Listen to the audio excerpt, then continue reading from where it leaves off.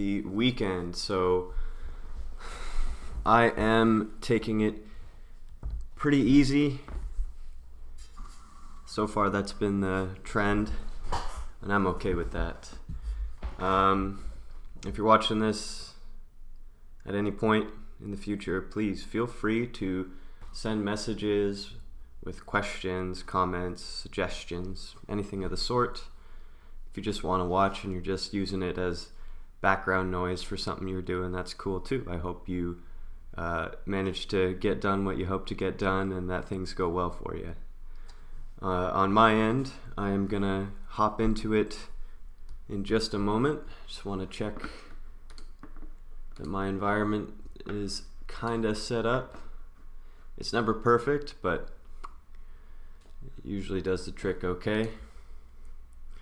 Let me just see here. Yep, we're looking good. So I'm going to pop on over so that we can get things going. Okay. So once again, I'm working with Clojure. Today, I'm just gonna, so yesterday, instead of really focusing on my 3D modeling code, I took a tangent and made a little generator that makes randomized backgrounds like this in SVG. And I had a lot of fun doing that. So what I was thinking would be kind of cool to do is see if I can finish it up so that it's actually a shippable piece of code that I could even have, say, a binary or something that someone could download from a blog, that kind of thing. So I'm going to see what I can get done on that today, because I really want to get better at packaging of my Clojure programs so that people can use them, because obviously you want to be able to do that. So today I have to just do a few things related to random background generator. RBG is what I'm calling it for short, because why not? For RBG, clean up how command line args work. So that means resolution should be of the image should be like that, and then scale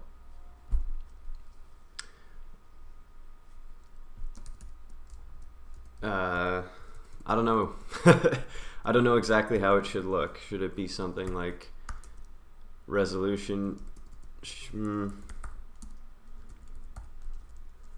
scale then looks like 10, and then to file, I don't know, I'll figure it out. Clean up how command line arguments work, which is totally fine.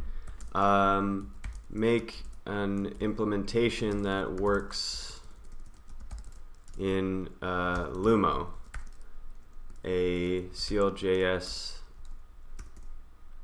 a Clojure script only REPL, right? So Node.js, or it works on Node.js, I'm pretty sure. I have two terminals open here, but that's fine. Zip that over here. Yeah, so Lumo, if I launch that here, it's a Clojure script in ClojureScript or ClojureScript in JavaScript, something like that. It does not use the JVM, therefore it's very quick. So if I do time CLJ, how do I run man CLJ? Let me see here.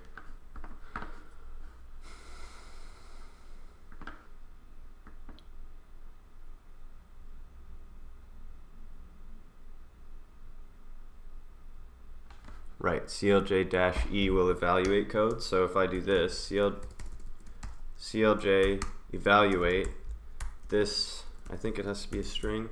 We'll see. Right, it should just print out 4, I think. Yeah. So if I time that, oops. Can I just run time on that? I don't even know. I don't use the terminal quite enough to know everything flawlessly. Hey, it did. Okay. Right, so doing that took a total of, wait, what is it telling me here? 1.7 seconds. But if I do it with Lumo, I think this should work the same. Yeah. So all I'm pointing out is that if you run CLJ, it boots up the JVM, loads in the Clojure code, right? So that it can evaluate whatever Clojure you put into it, and then it'll print it out. So 1.7 seconds, I mean, it's fast in terms of human calculation speeds, but in terms of computers, it's not ideal. And compared to 0.3 seconds, that means Lumo is just faster. So all I'm doing with this tiny program is running a command line, like that's how I want to run it. Just type it in the terminal and it'll spit out an image for you. So if I can use a faster environment to do that, like this, that's kind of better. I don't think I'll get to it today, but I also want to see if I can use, there's a thing with Lumo that you can use to make like a Windows executable, node executable. There's like, I want to figure out how I could package up the program so that you don't need to have anything installed. You could just put the binary wherever you want, chmod that, and then run it yourself. So that's what I want to see if I can do. But while I'm here in a Lumo REPL, right, let me see if slurp exists.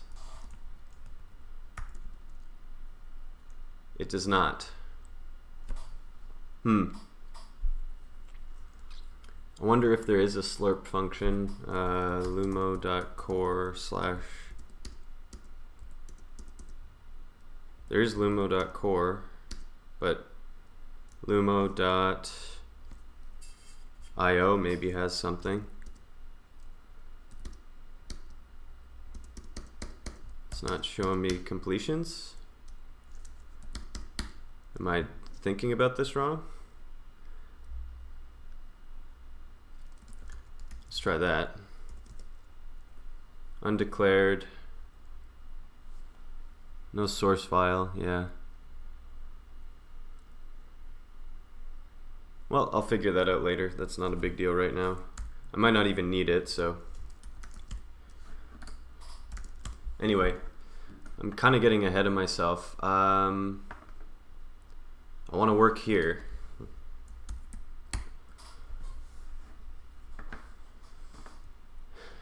Where was I last? Okay, last I was wondering about making shell commands. Clean up how command line arguments work, make this implementation. Let me, for the time being, not worry about this function, because I don't know if I want to, here, see if I can write PNG directly from CLJS. See if there's a way that I could like actually format the PNG file directly and not. The idea with this function was use this external library or little program that I found, Svg Export. I'm pretty sure this program uses like a bit of a headless browser to render the SVG and then save that into a PNG. But that's a bit overkill for what I'm doing anyway. Like I could probably make this kind of thing without, like, I don't need a full SVG rendering engine running it for me, so I could do whatever. Maybe directly in my simple library. Oh, I also want to see if alternative line types look cool. So actually I might start with that because that'll just be kind of fun. Because to start with fun is better. Or something. Okay, so actually while I'm thinking about that, let me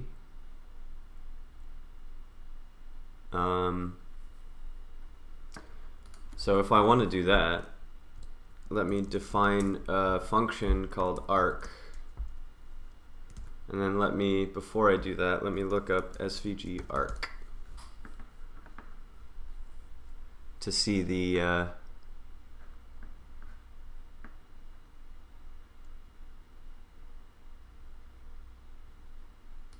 oh, is there no I thought there was a built-in for that. It's like a, let's see here, circle, ellipse.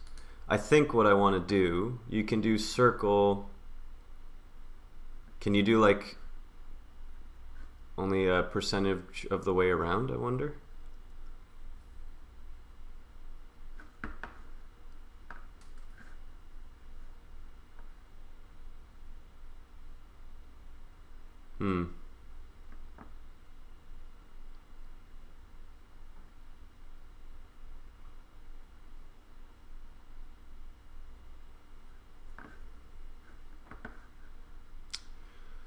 Polyline, path.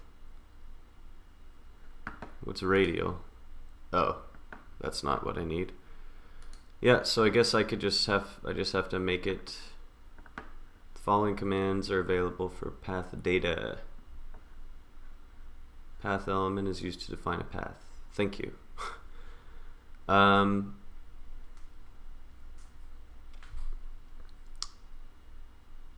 Path. It's got its own sort of mini language built in.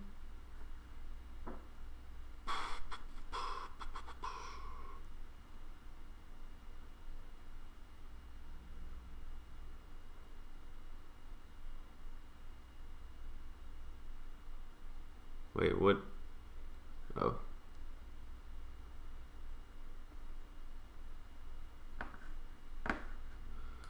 Am I lazy today? I'm a little lazy today. Elliptical arcs with SVG. Let's see what this has to show me.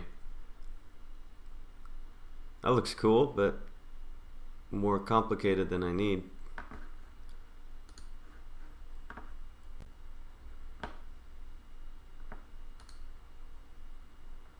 Oh, this is, oh, neat.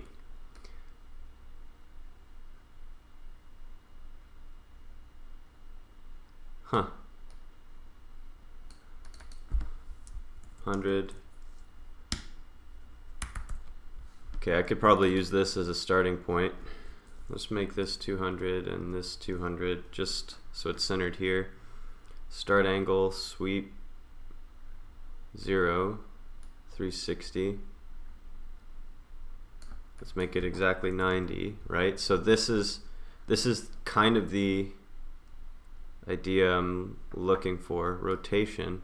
Oh, cool. This is a neat tool. Zali.info. So here, all I'm doing is I can use this path. Oh, I could have figured this out on my own too, but this is a really easy starting point. And in fact, let me make it even more straightforward. The radius is 1, 1. Start angle, sweep, 0, 90. Yeah, so that'll look like this. That's the path for an arc as a reference here. Right?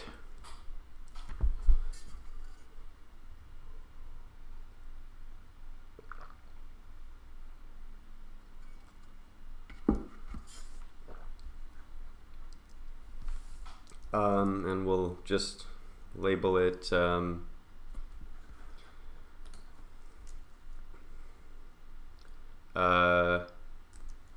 Q2, right? So quadrant 2 from the top right being quadrant 1. So Q1 is going to be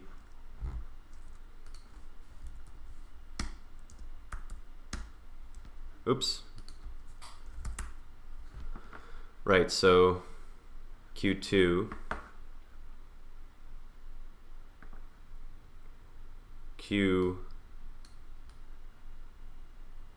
oh man, just for sake of simplicity again, right, center that, the sweep start angle and end angle 90, and it's always going to be 90, right?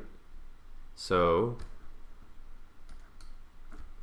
do I want this 180, 360, 270, I mean? Yeah. So this will be the Q1 quadrant, kinda. 0, and this will have to be, right, the whatever the radius is, so it'll be 1, 1, 1, 1. Copy that.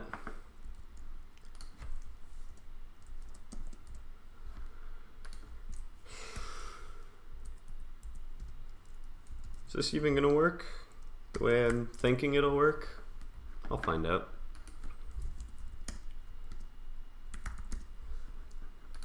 Tools like this are really helpful. I probably should figure out, it'd be neat to have a sort of like a web REPL or something where I could actually program a tiny interface, spit it into a visual REPL of some kind, manipulate and get strings out of it like live, so that I'm not hoping someone else makes a tool. It'd be really cool to just make my own, kind of like that, use it live to get the data shapes I want. That would be really neat. So I have Q1, Q2, Q3 starts at 90, like that. And so then the center here will have to be 1, right? Yeah. And this can be 0. Yeah, so it'll be 1 here, 1 here, 1 here. Copy that. And then Q4 is going to be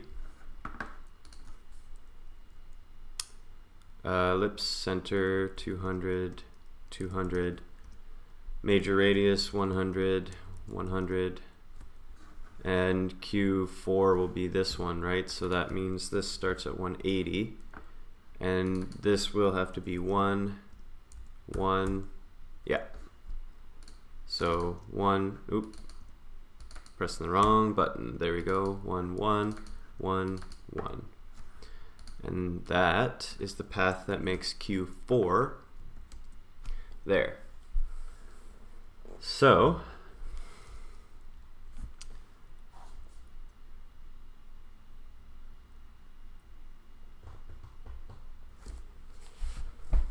since I am going to make my own implementation anyway,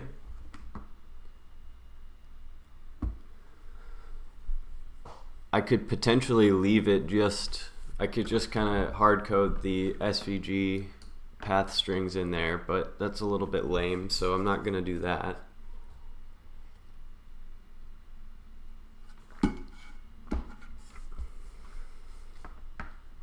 I also realize I still don't understand the syntax of this, so I should look it up properly. SVG paths.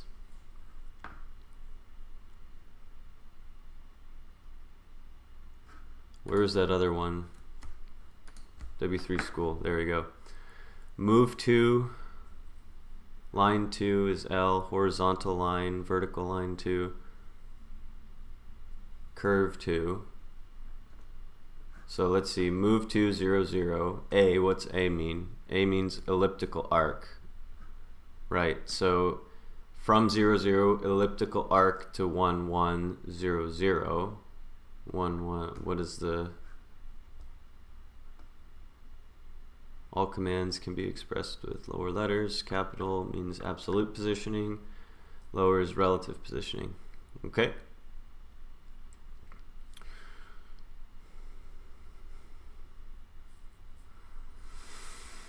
How do I want to do that?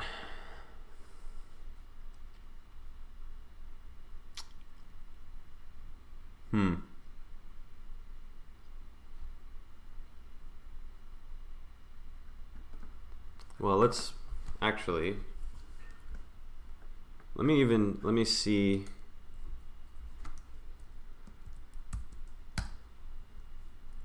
Let me do the lamest possible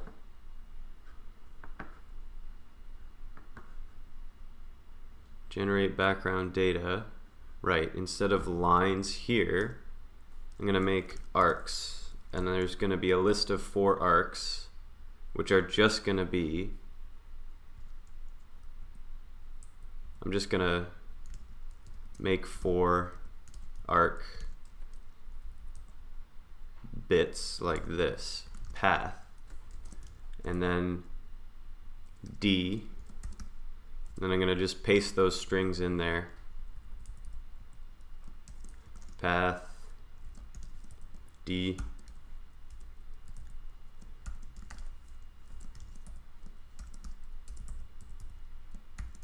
path, D, and that will equal this bad boy. First one, second,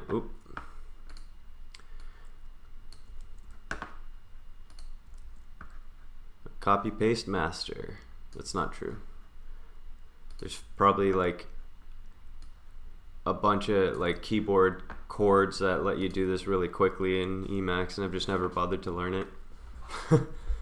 That's fine with me though. I'm not particularly bothered by being a little slower. I do find keyboard shortcuts are really great, but more often than not, the slowest part of this entire process is up here, like the thinking through things anyway. So it's not as if I really need to type and do everything quickly all the time. Sometimes you feel really cool doing it quickly though, so yeah, I see the appeal. Right, so all I'm doing is adding, instead of picking a random integer of 2 from lines, I'm going to do a random integer from 4 of arcs, just to see if this will look cool. And that also means the CSS string, where am I looking here? I'm generating my CSS, I put it somewhere, line attributes here, rectangle attributes,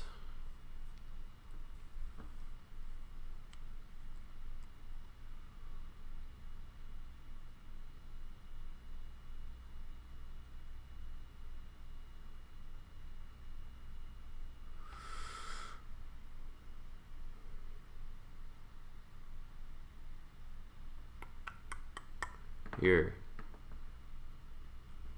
Right, so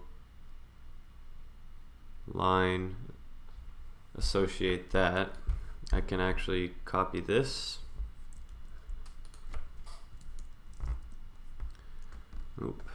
Line, path, and that should work now. Let's see if I'm right, because I might be wrong. Okay, so I want to run make SVG, but before I do that, I actually have to recreate this, generate background data. So if I make SVG let's just make a SVG. We'll call it foo. Why not? Width 500, height 500, scale 10, execution error, move line. Oh right, yeah, of course it's not going to work.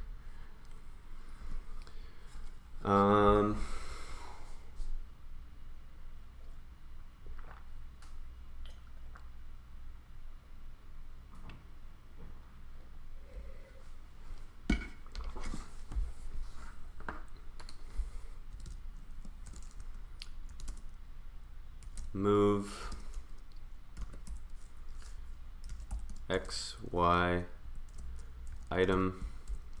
There's another way to make a move, right? I can do this, G,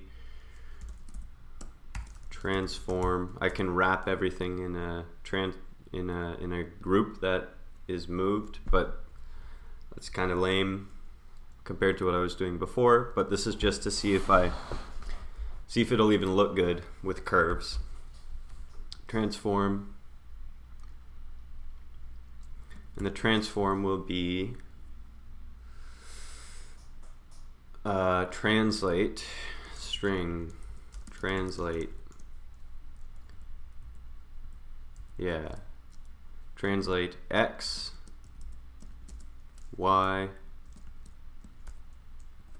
oops, that should work.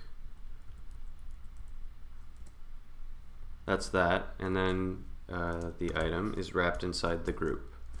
So the reason I don't actually like that is if you save out the SVG with just tons and tons and tons of groups, you have a bigger file size, as opposed to if you would, if you would directly manipulate the positions of the points in the path itself, then you can remove all the groups entirely and save a lot of file storage size. But let me try move on line. Wrong number. Right, I didn't tell it. I want to move it 10, 10. Right, so that is a group element with the transform 10, 10, and then the line inside it. So instead of move line here, I just do move. That should theoretically work now. We'll see. Yeah, okay. Real deal, foo. Oh, interesting. That is very wrong. It is incorrect.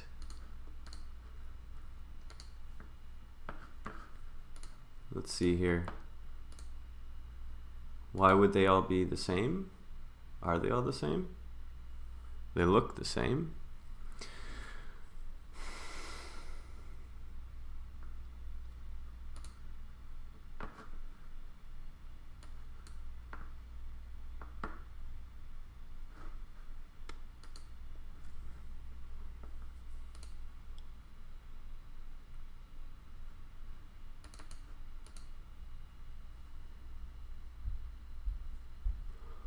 I'm a little confused. Let me make the scale bigger so I can see more. Well, it is changing the background color, at least. Did I do something wrong with the path? Or the SVG, I mean. No, I meant the CSS. CSS is what I mean. Eesh. Fill, none. Let's try that.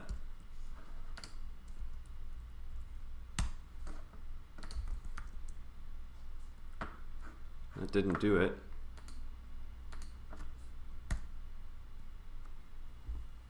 Oh,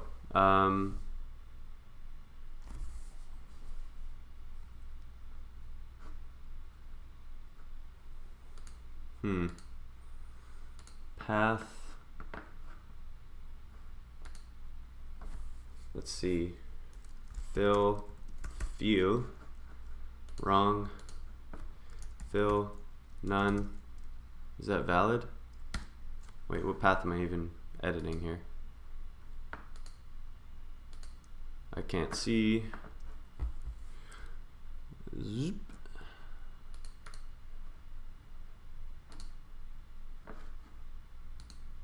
Why is this not? It's ridiculous. Let's make it smaller. We'll just work on it one little piece at a time here. Let me inspect this element. Okay, it's a path. It's the first path, right? Now it's gone, which is fine with me. Let me have a look at this one now, which should be the second one. Element, stroke none. Oh, what?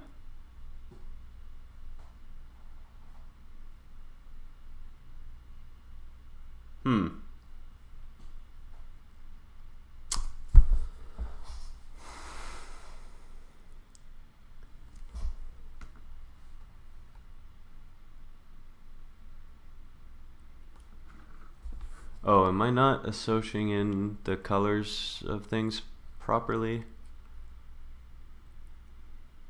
Gen CSS, make this SVG by running generate background Gen CSS.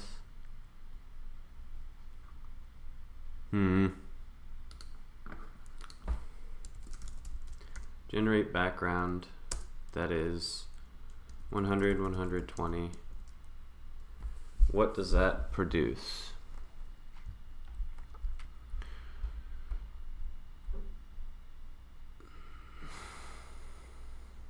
The CSS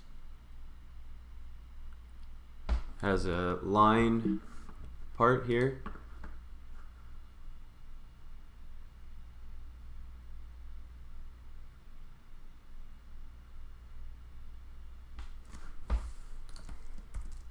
Print line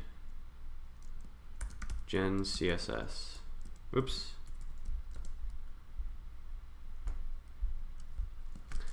Let's try that again.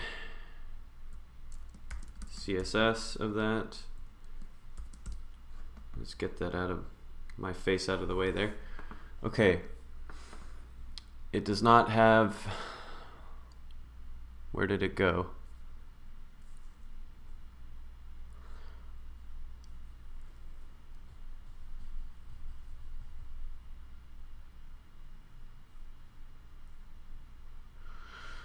Oh, might be as simple as this.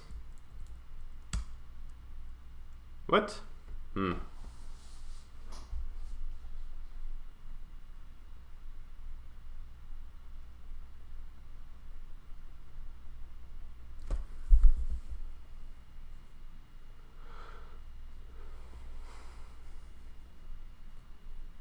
What am I missing here? CSS, path, path. Right, it should.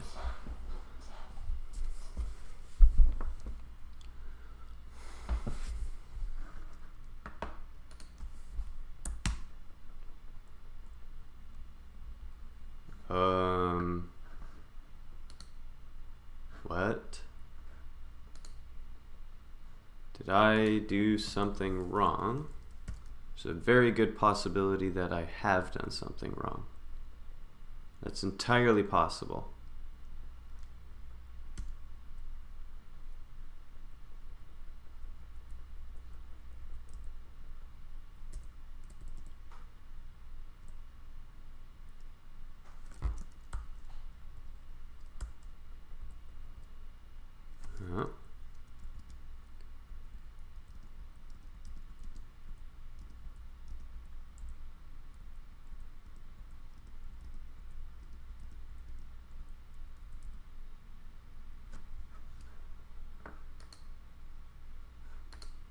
Got some paren problems, I think, it looks like. It's never fun. Do these all work? Okay, let's try. See if I can fix anything. What am I doing? There we go. Okay.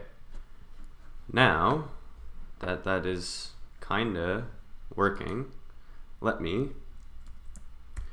run it again. Make SVG foo 100, 120, and let's see if that looks. Hey, there we go. That looks kind of right, minus the fact that it's clearly not pulling randomly from any of these. Oh, or it could be, and why are all these exactly the same? Oh, I maybe did a silly thing.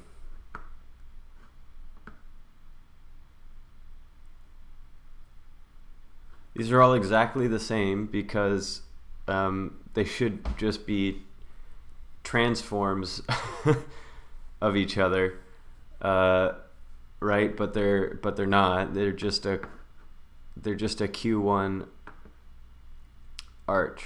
Let me go back to. Is that right?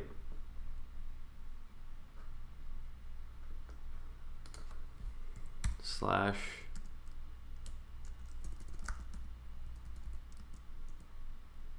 circle arc. What did I do wrong? Well, let's start angle sweep. Let's set that part up at least. Does this even change the? Yeah, what have I done? If these are 0, 0,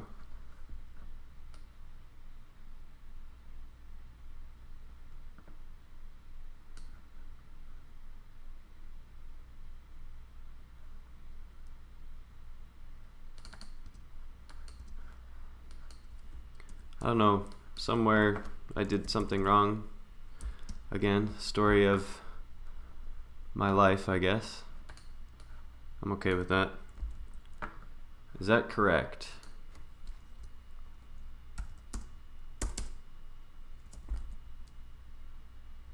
Oh, I did something went weird. Right, so this is a different path, and that's what I'm supposed to be pasting in here. Well, that's just my bad. Right, so that's different, as it should be. Now, I'm going to copy this, paste that here instead. Right, so now if I save that, if I build that and run the function again, they're not all fixed yet, but I should see some with different orientations. There we go, okay. That's a start. And then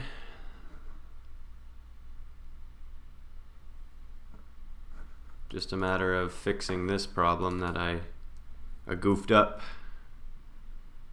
Let's go center 200, 100, 100. So I have Q1 and Q2 and Q3. It's going to be 90.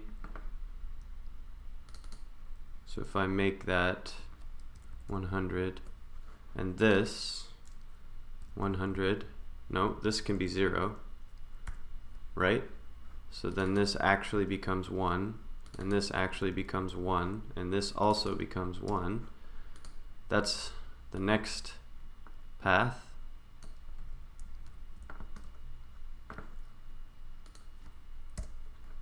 It should be different. I sure hope it is. Yeah, right? That looks different. Ay, ay, silly me. Oh well. Hey, if there's anyone watching, I hope you're having a good time, doing whatever you're doing. Thanks, by the way. I appreciate that. If you're watching live, feel free to leave a comment in the chat, you know, engage a little bit if you want. If you don't want to, that's totally cool too. Just glad to have people watching. I'm going to keep doing this. It's really fun for me. I do like it a lot, and I plan to get a lot better at streaming as well as programming, because there's a lot of work for me to do, let's face it. But go ahead, feel free, comment, ask questions, you know the drill. You go right ahead. Okay, so this is the Q4 thing, and this has to be 100, yeah, and 100 here as well, yeah. Right, so that is 1, 1, 1, 1, and that should be the final path.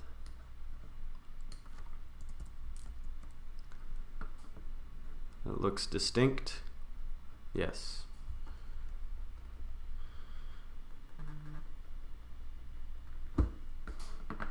Yep. So now we just copy this. Come on. And plop that in here. And now, since they're all properly distinct, or they're actually the right paths, I should now be able to run this and see, well, if it picked better colors. Okay, let's make it bigger. Let's make this 500, 510. That's kind of cool, but not actually not as cool as I thought it would be. And that's because it can leave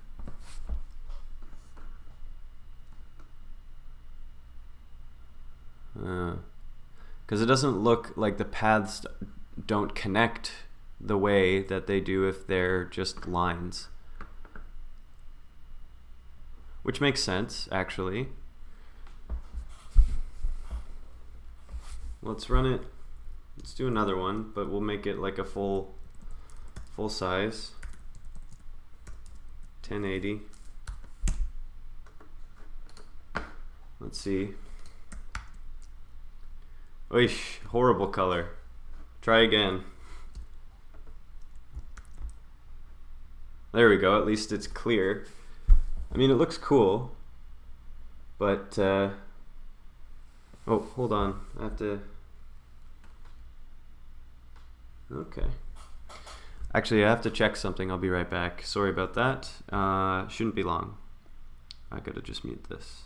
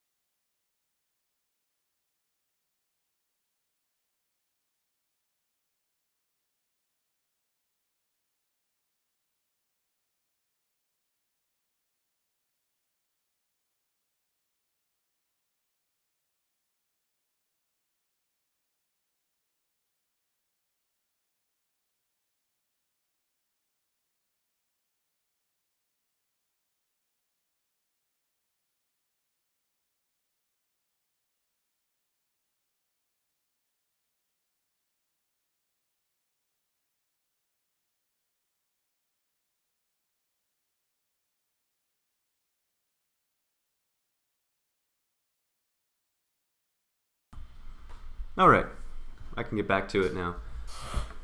So, actually, I do want to just kind of glance over this. Oh boy, oh boy, oh boy. Are there actually instances of all four directions? We have quadrant 1, quadrant 2.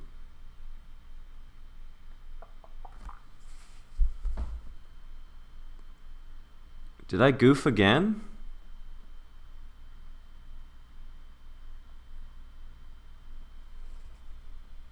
What is going on?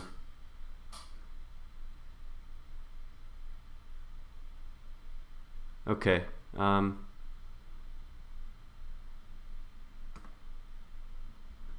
wonder, actually, if I do this, let me just slice the problem up, test it by little parts. Do that.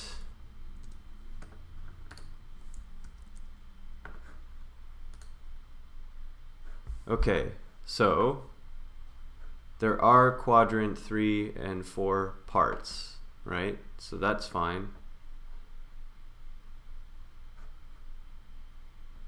Now let's see the 1 and 2 quadrant things.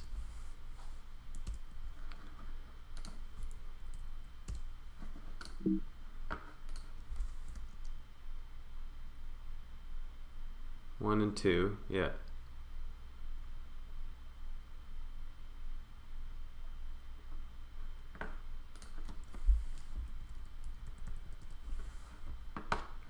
I think what this is just telling me is that this isn't as cool as I thought it would be. Which is totally fine, actually, because I'll just go back to doing the lines version and I can revisit. Whoa, okay, see, there's something. I don't know why that didn't.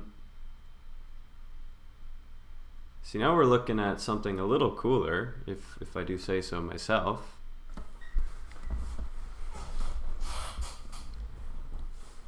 Looks a little better, I guess. Maybe it's just luck of the draw with like the random numbers. I don't know. Let me make a smaller one again. We'll make it 1600 by 900. Sure, that'll work. It's just a little smaller. That looks kind of cool.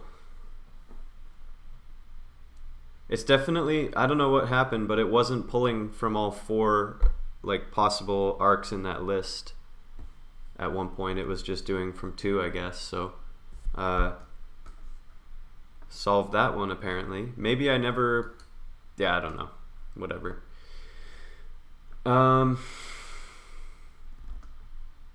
So here, let me do this. Call this a background data arcs whip, as in don't use this because I can work on it for next time. Put these next to that. Oops. Shoot, what did I do? I think something's weird with my Emacs copy paste sometimes. I don't know. It doesn't matter. So here, this is a thing for later. And actually, let me split. Yeah.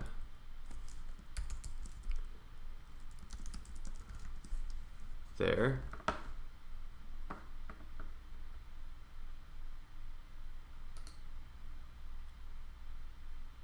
Yeah. Split there. Perfect. So this arcs one, by the way, I can actually get rid of lines because it isn't actually being used.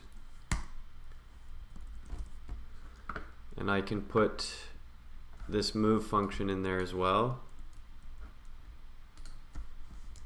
because it's not done yet.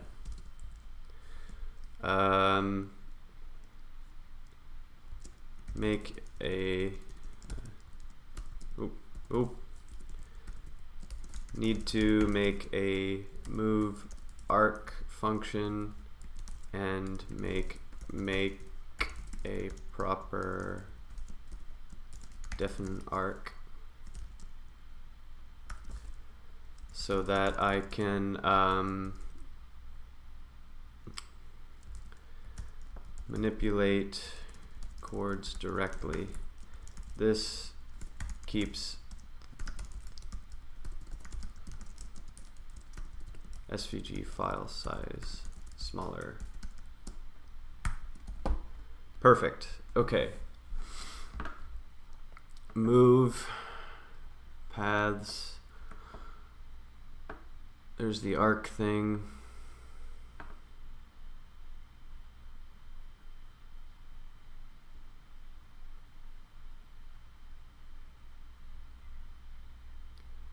Did I oh no, I did copy it. Generate background data. Now I can get rid of the arcs thing here, because right now I'm just gonna leave it with the lines thing. I can change that later. Randint2 get lines. If I rebuild that and make foo, this should now just be the lines again. Yeah, so we're back to this nice thing. I like this, so I'm cool with that. It's simpler, it's a good starting point, and now I can get back to, so I did this, see if line types like an arc looks cool. Right, so I can do arcs later. Lines right now is fine. Oh, and I can actually do this again to make it a smaller file size. Yep, that still works. The contrast is not good there, but the colors can very easily clash because I'm just running a random number generator to make different colors at random. So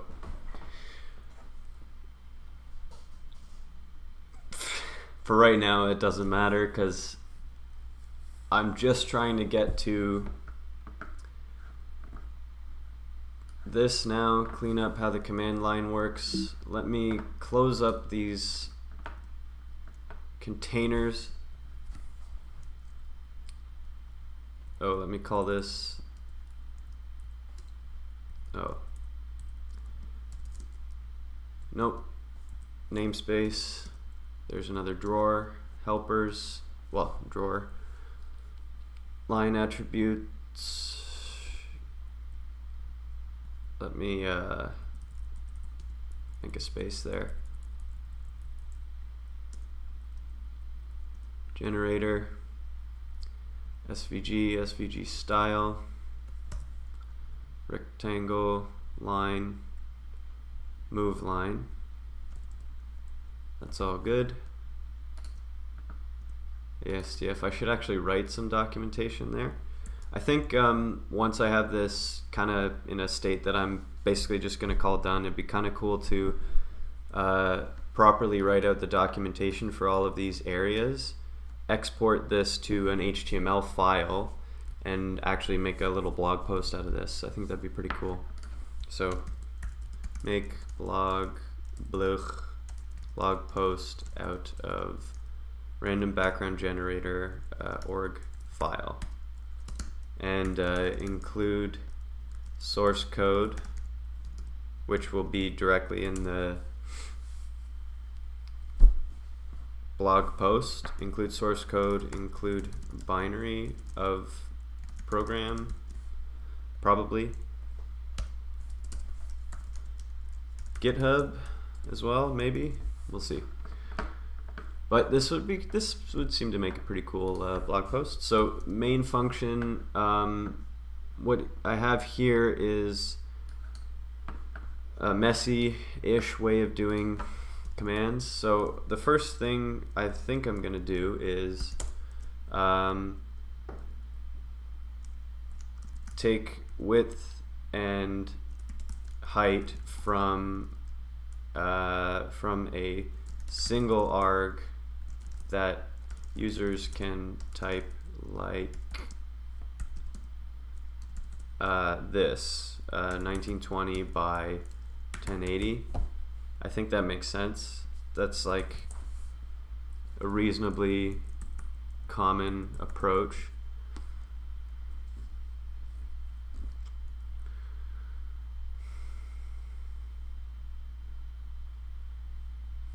I also wonder if I should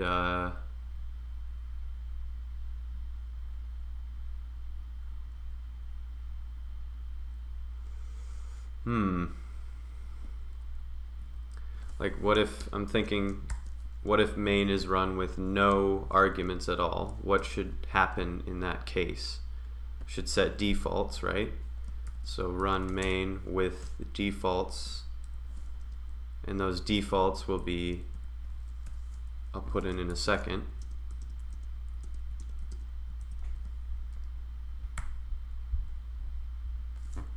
Gotta do that. Yeah. So the default name should just be what? Out.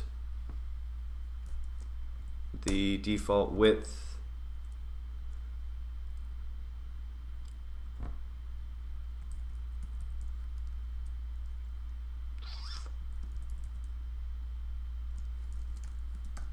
Size, scale, yeah. So with height, I'm gonna make a function that'll grab them for me. It won't be read string, it'll be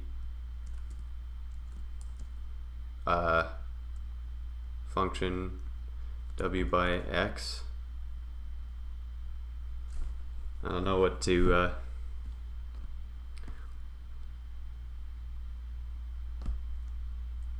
yeah, maybe define width by height.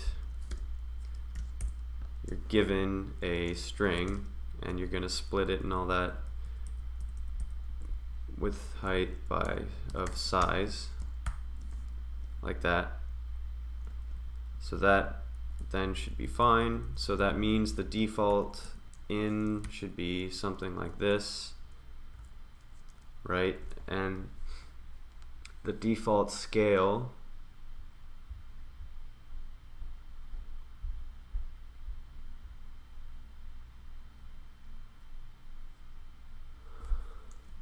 I guess they should all be in strings because I want to I don't know.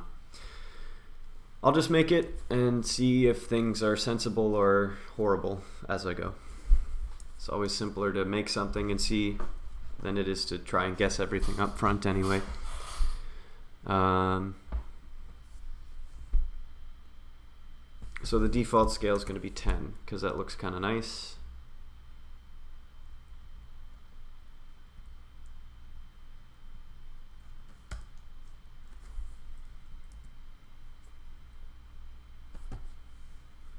So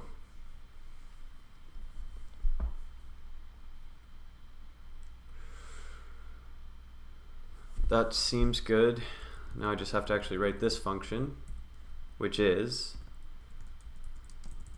it takes in size and it'll be, do I have split? String split? Clojure.string split, yes. Split the string 1920 by 1080 on regex that matches, how do I write that again? Is it like that? I think so. Hey, there we go.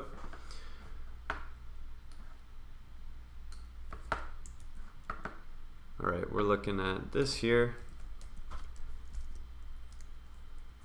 But instead of having the string hard-coded, of course it's just size, like that. Split size by the x. I don't know if this is actually like the most user-friendly approach. Like it is kind of hard to know sometimes what makes the most sense. But I'll have to deal with that.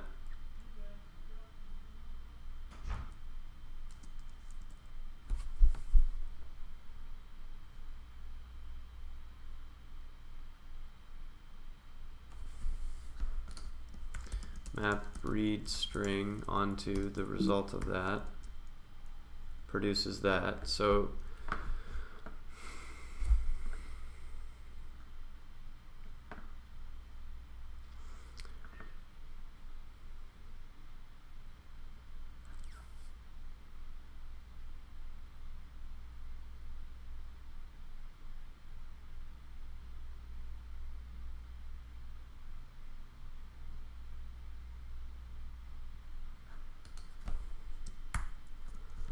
this should just stay a string. That way I do the read string consistently here. So that should work now, this function. Oh, right. So now I actually want to run main with no arguments and see what happens. But I want to do it through here. So if I do Clojure m from rbg.core with no arguments, should make a file called out.svg.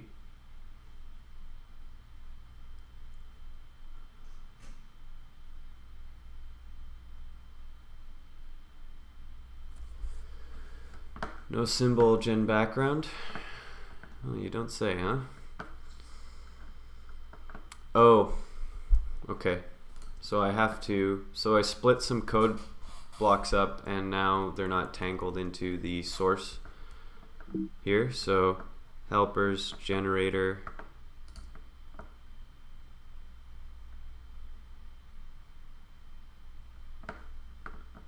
did I goof? So inside the generator, we've got lines, yeah. And then I have to name that. Name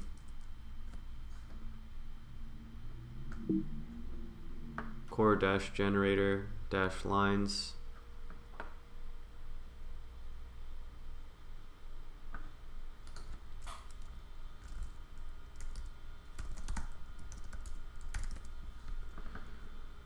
And then here, these, split that again.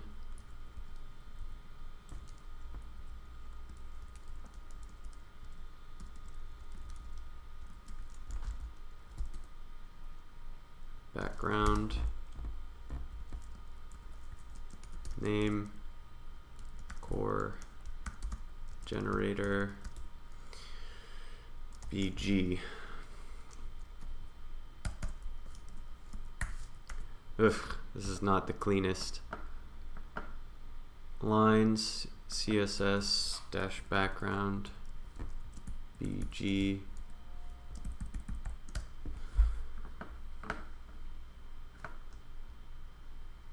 Up to the code here, generator, lines,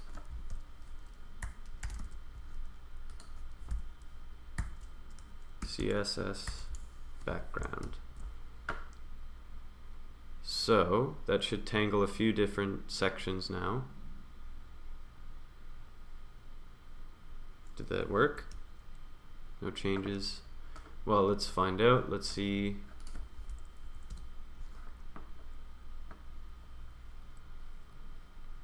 See if the code's actually in the file now. Oh.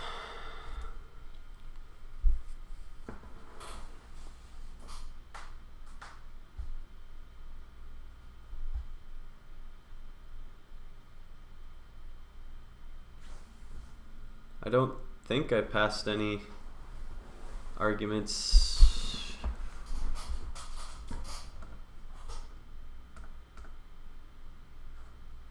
It's confusing to me. What am I looking for? Here we go. Sorry for the rapid switching. Generator, main. I wonder if it's like if I do that.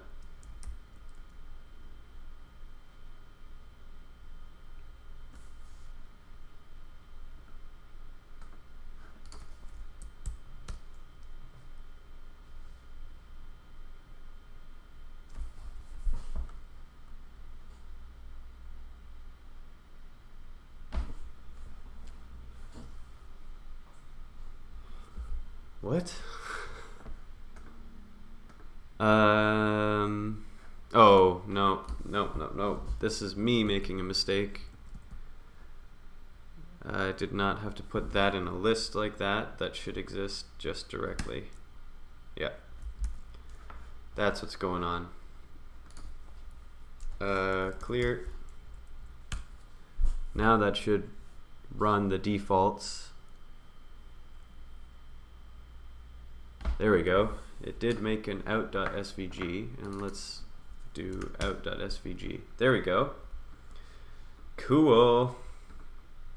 And just for fun, Svg export out.svg into out.png.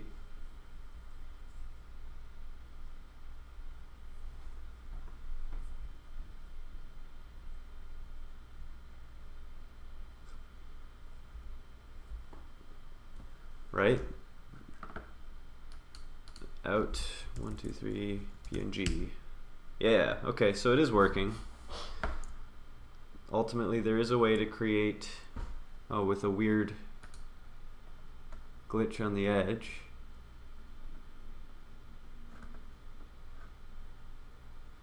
Oh, I'll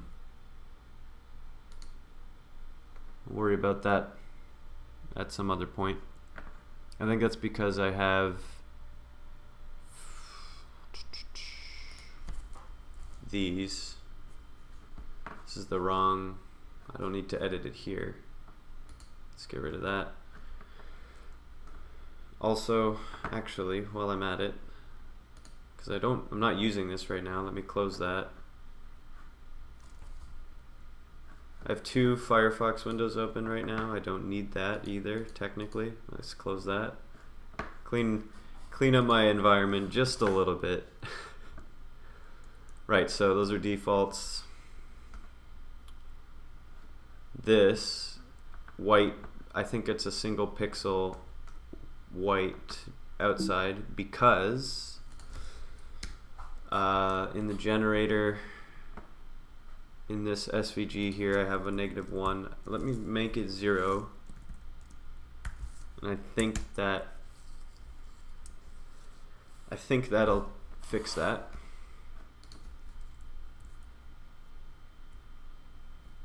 So let's run that. Build a new SVG.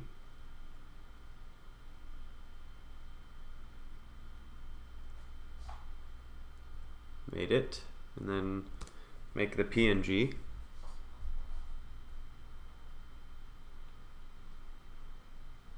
And let's see if that, yeah, okay. This is kind of a nice one, actually. Make dir nice move out.png into nice/01.png. Let's see. Yeah. Right, so I actually I want to remove all SVGs, and I want to remove all .pngs.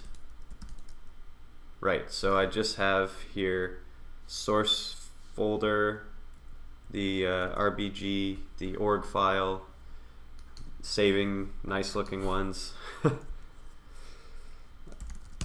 Good. So it's clean. So let me now try to run this here with some arguments.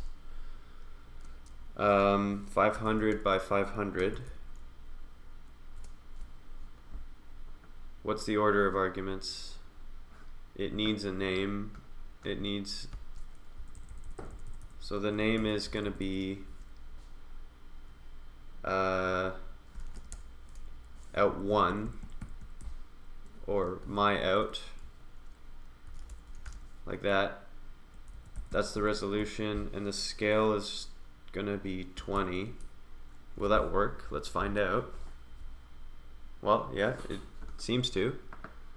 And if I look at that file, myout.svg, yeah, okay, so it did listen, quote unquote, to the arguments I sent it.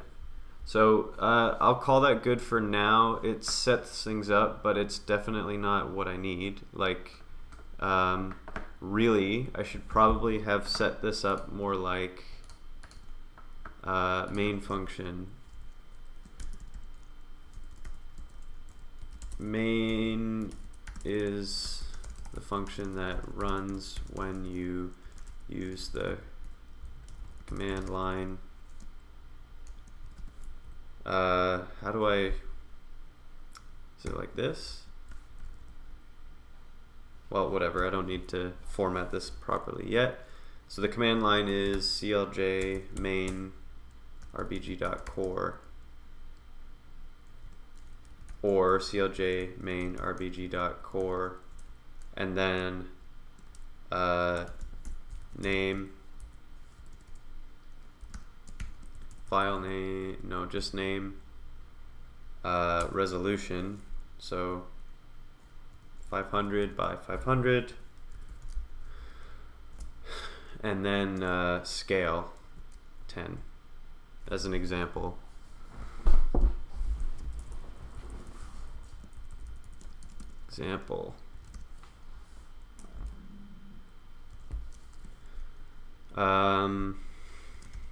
Probably need to come up with a function that validates args input.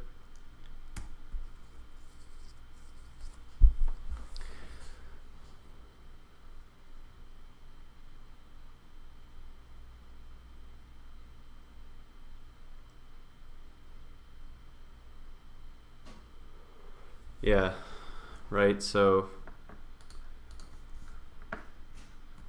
in theory you do something like this. Pass args as a space delimited string into a validate function. Right, so define validate args or parse args, I don't know. Parse and validate might be separate, but it's a small, I'll just do it all in one, args string, right? And then the string would be, let's make a let here, args is string.split. Is there a split without string trim? Split lines is splits on new lines.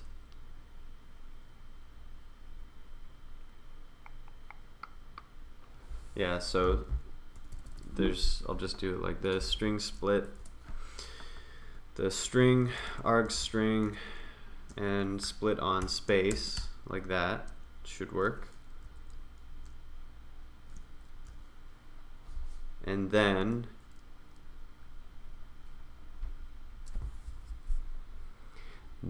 here, right, comment some logic,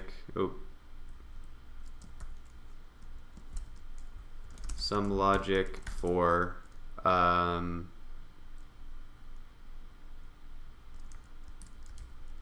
for discerning tags, for discerning which keys, which args are actually provided, right? And then you return some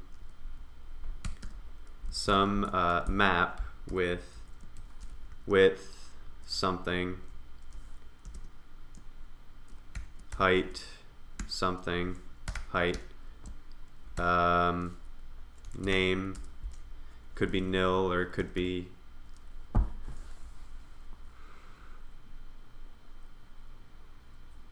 right, and you could even have default args or something like that, where width is 1920, height 1080, width height scale is 10. Oh, and then you could enforce min scale or something like that. Like you could have a rule that the scale has to be at least 5. I think you could even use Clojure spec library to do this more efficiently or like more holistically, but this is supposed to be small and simple. I don't want to pull in dependencies because actually in just a minute, because I'm not going to finish this part now, I'm actually going to start looking at removing this dependency and this dependency because I don't need the whole compiler. I'm knowingly generating just a few bits of valid like just small bits of CSS and HTML, so I could I don't need a whole compiler for that. I could just string manipulate stuff because it's a tiny library, so if I can run it without any dependencies, that's pretty cool. So that'll be what I do in just a moment. Default args, width height scale, name, out, validate args, and here it'll be assoc new args into wait a second, what's assoc map key val, oh, update map key update in map keys function and arguments. How do I, oh, I could just merge, right? Merge maps, yeah. Merge args with, no, merge default args with args. That way the user specified args get dumped into the default args, but if there's any nil value or if there's any missing keys to the user supplied args,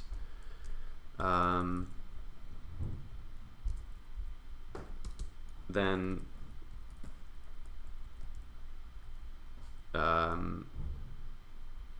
the defaults still exist. So that's a work in progress. Just made a mess of this spot a little bit, but I'm okay with that.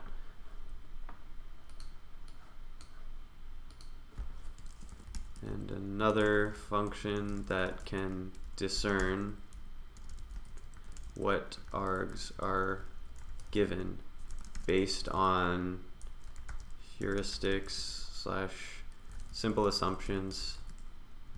Example, if string contains character X, assume it's the resolution, or more sophisticated, if string has shape, int character X, int it is resolution, etc., etc. I don't know how smart I want to get with this stuff, or how, well, smart, how clever. That doesn't matter for right now. Okay, so clean that up. It's not clean, but for the sake of simplicity, it does now, without any arguments, it does generate, if I do it, Clj main rbg.core, it will generate an SVG without any arguments being passed, which is nice for me. There we go.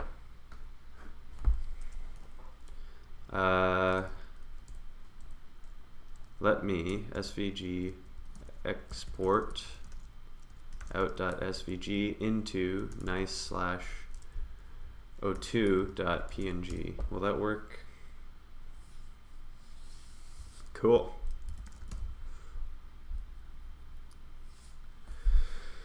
Right, so now what I want to be able to swap, like run the function or run this code just like this. This will not work, right? Because well, first of all,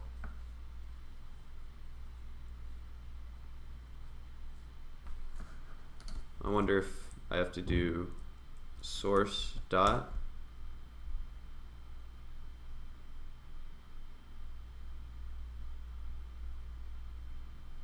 what just happened?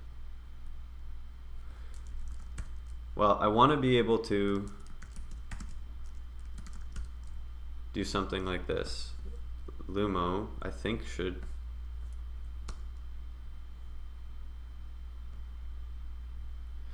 yeah. Okay, so let me step back and explain what's going on here. So this won't work because no namespace, CLJS, Java shell. I can't, if I look here, I have a dependency on the shell, although I'm technically not using it right now. So if I comment that out,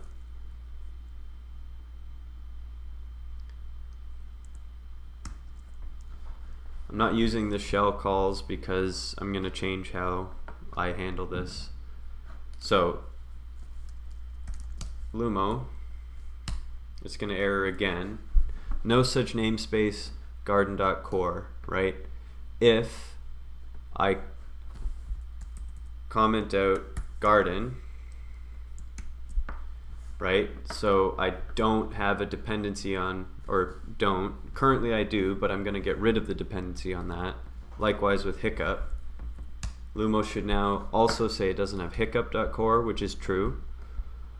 And I'm going to remove that. But now, so I have no dependencies except for Clojure string, which is fine. This will still fail because I am depending on the Garden CSS compiler and the hiccup HTML. This is also a problem, but I'll figure that one out in a little bit. Let's see. Well, let's start Lumo. Lumo dot common slash, that's not it, dot core slash dot REPL slash, does this have a apropos eval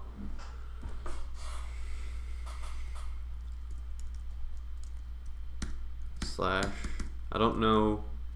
Okay. So there's a few problems here. The obvious ones, I have to get rid of the CSS dependency, the HTML dependency, apparently the read string dependency, which is not great.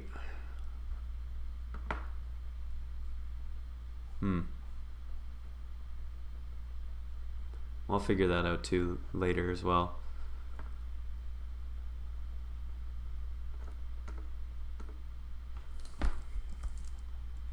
Clojure dot REPL slash doc read string.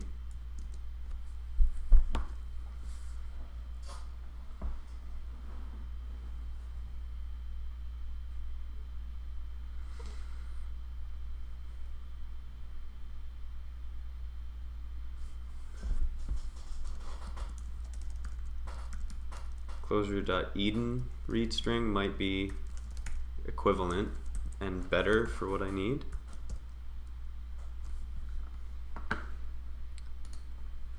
Let's see.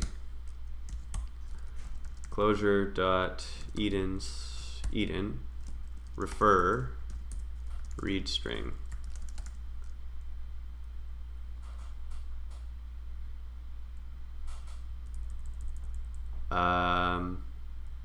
Actually, let me do it this way. As Clojure.eden as Eden, then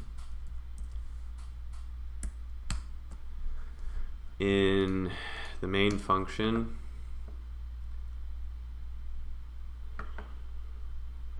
I could do this.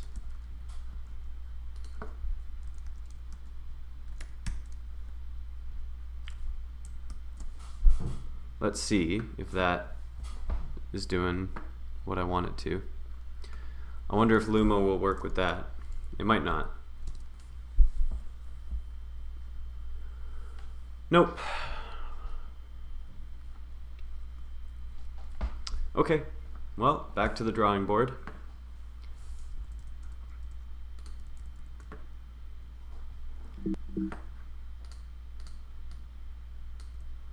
And in fact, I have to be right back again. I won't be long.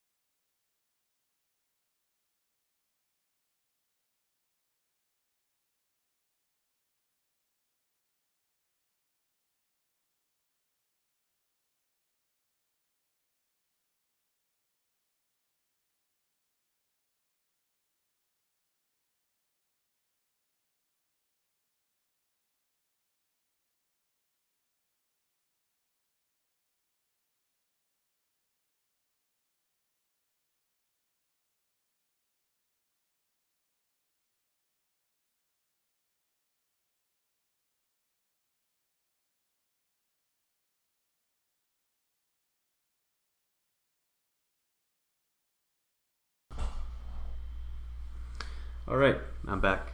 Hey, if there's anyone watching there now and you're into it, feel free to comment in the chat. I'd love to engage, answer questions, just chat, you know, anything like that. No one has to feel obligated to do so, but it would be nice, it'd be cool. If you're watching now and just working on your own stuff, I hope that's going well for you. If you're watching in the future on a VOD or something like that, and you're using this alongside your own work, I hope you're doing well. Yeah, that's all I got to say about that right now. It is, where I'm at, an extremely warm day. It's been really warm the past couple of days, so my morning runs I've just been sweating like crazy. It's great, but it's hot. Be right back. I am back. And I am talking about dependency related things with Lumo. That's what I'm doing. Right, so if I run this, the things that I need to solve, oh, I forgot to save this. Right, so if I clear that, Lumo should have a problem with spit, read string, CSS, and HTML. So those 4 things, either I have to figure out if there's an implementation in Lumo somewhere, which there might be. For stuff like read string and spit, there might be. Or I have to make my own local implementation of some subset of what I'm using it for. Or I have to just get rid of those calls entirely. So I'm going to start with, well, what am I going to start with? What's a good thing to start with?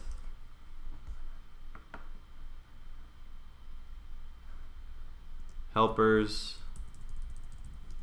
Let's go here.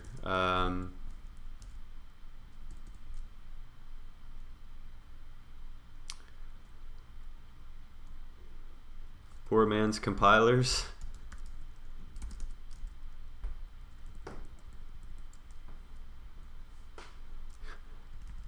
Compilers.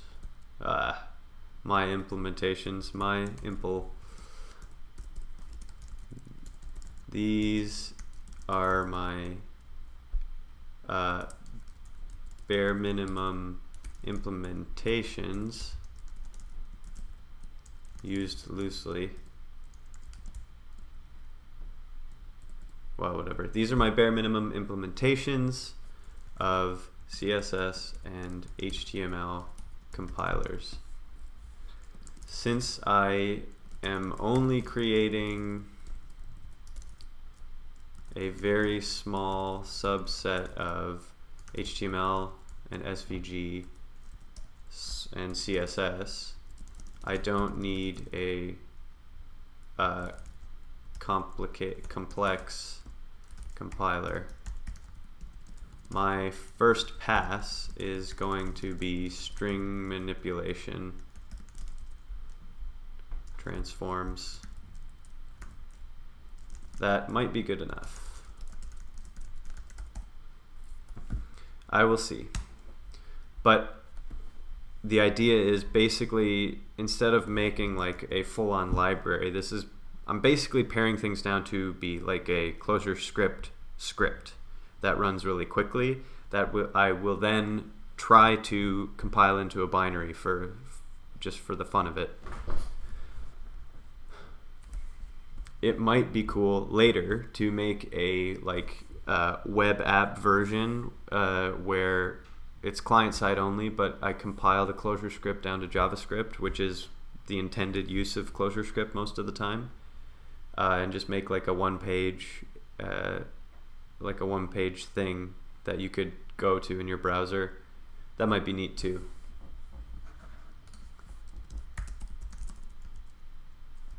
Make a client-side CLJS thing that makes a random background.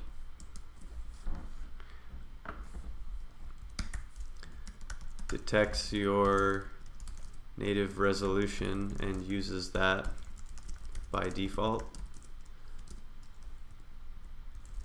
Maybe has an interface where you can type in width, height, scale, and maybe even colors. This is, of course, this app is not anything crazy. Like, it just makes a weird looking image, but this is mostly as like a learning sort of thing. So that might be good to do. In the meantime, my implementation of, let's start with CSS, because why not? We'll start with the CSS implementation. Clojure.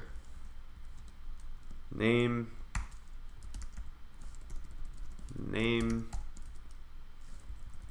Gotta do it right. I love org mode and Emacs, but there's like, I have to constantly remember so many different little syntax things that just start to blend together sometimes that it can be a pain to always remember things. That's just the price of using computers sometimes though, so whatever.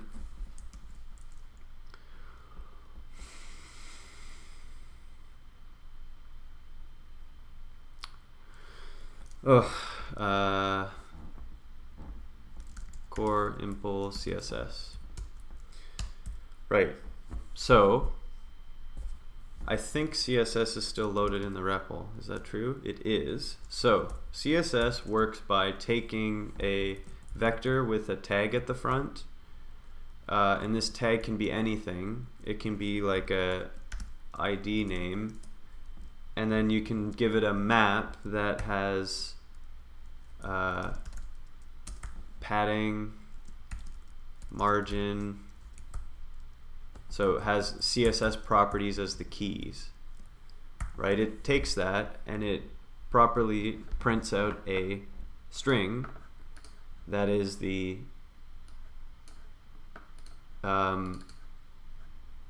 this key goes out at front. It makes an opening curly brace or whatever that's called, and at the end it's a closed one. And then for each key value pair in the map, it spits it out like this. So actually that's fairly straightforward, right?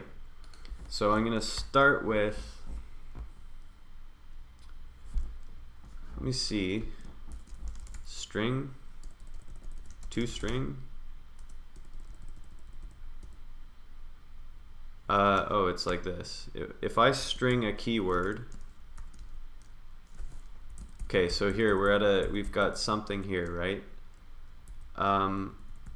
If I string a keyword, it just turns the exact keyword into a string, which is great. But I want to drop the colon from the front, right? Because it'll become this ID name here. So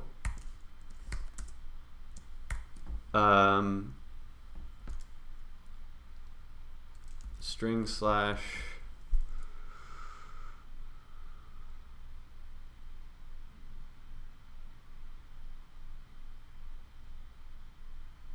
replace first. Let's try that, but something went weird there.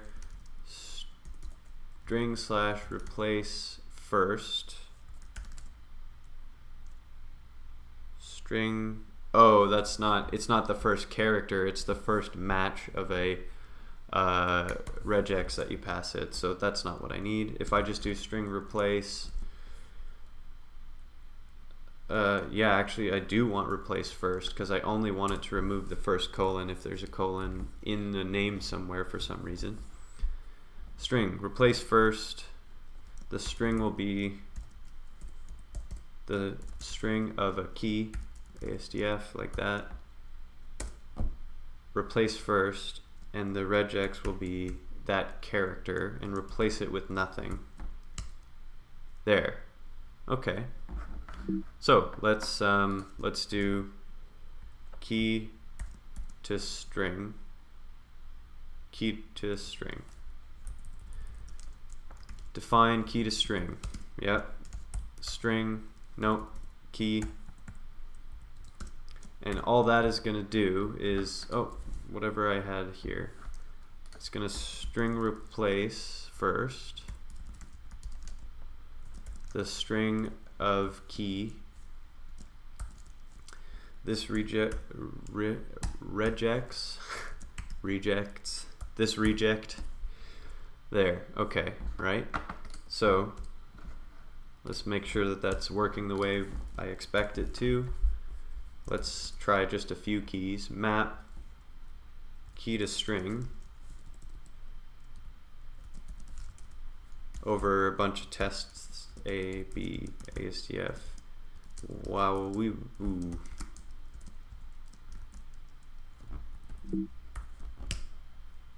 Right, A, B, ASDF, this weird thing, it still has the colon inside there because it's replace first, not replace. And then that seems to work, so that's good enough for what I need.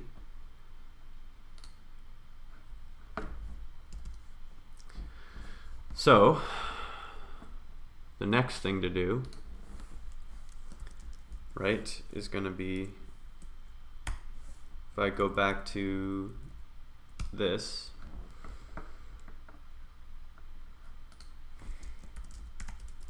defen my CSS. I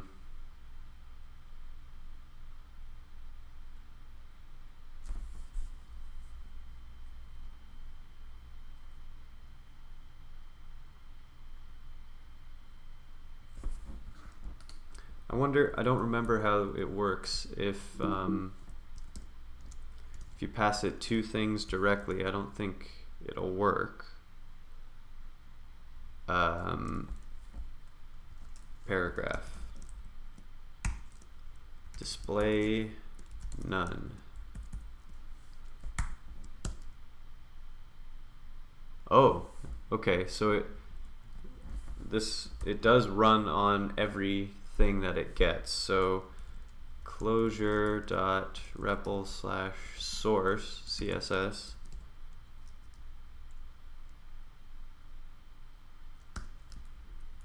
source, the word, not the, there we go. Oh great. Apply compiler.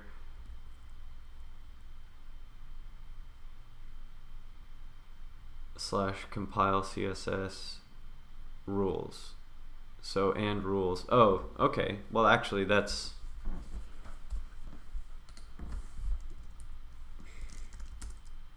define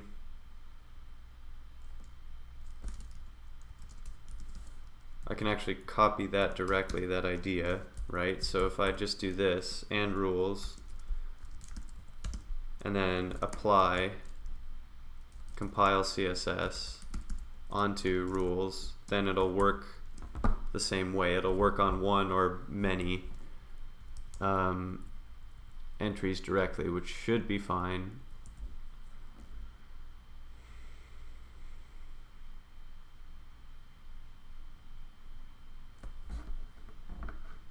Wait, wait a second. Well, let me go Clojure.REPL slash source of garden dot compiler slash compile CSS. See if there's anything cool here.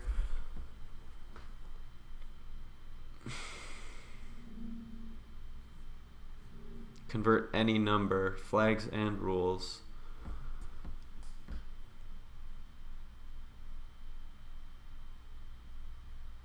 Do compile flags, rules.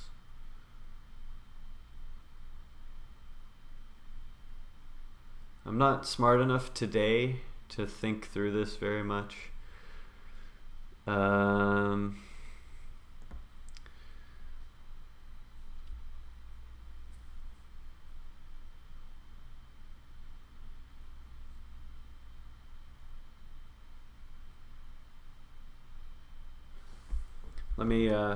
Let me step back a minute. Let's not bother to do it exactly the way it's done there. We'll just do my CSS, right? For right now, let's pass in a single rule and we'll go from there.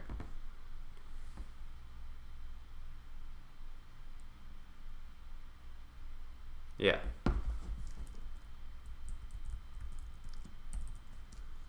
Let's do, we'll call it rule to CSS, given a rule. And we know a rule is this shape, key, Attr value. That's the shape of a CSS rule. Since we know that, we can, given the rule, we know let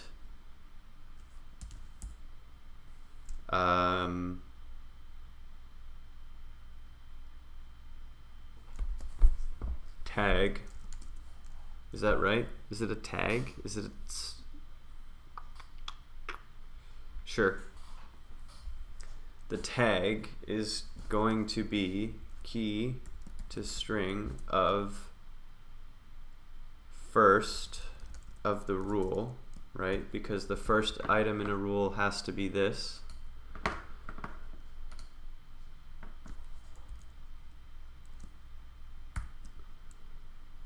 Tag.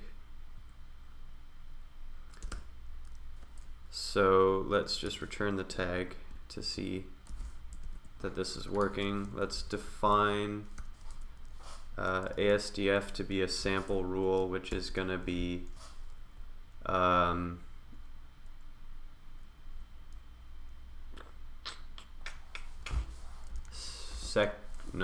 just make it we'll make it a paragraph. Why not? Margin 10, padding left 5, and display grid I don't know if that's valid, but it doesn't matter for the purpose of this test.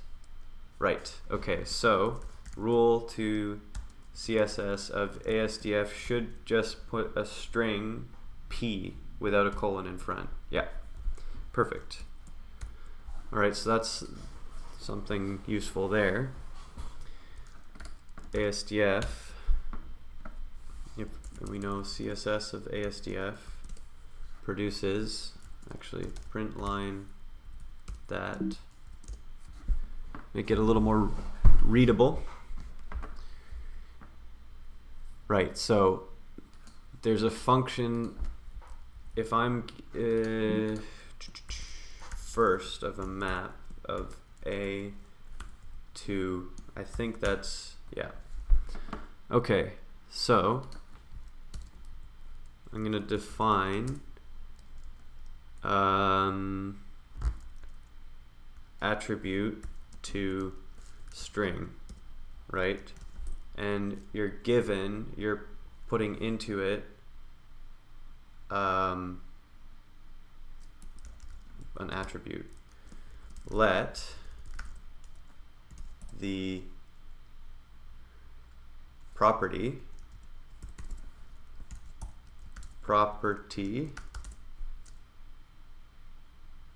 and the value, yeah, prop val be attr. Then immediately what you should do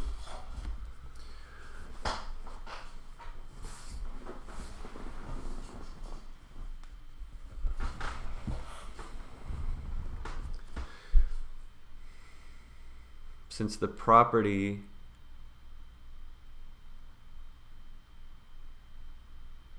actually let's do it this way, one thing at a time. Property is some manipulation on, so you're going to do key to string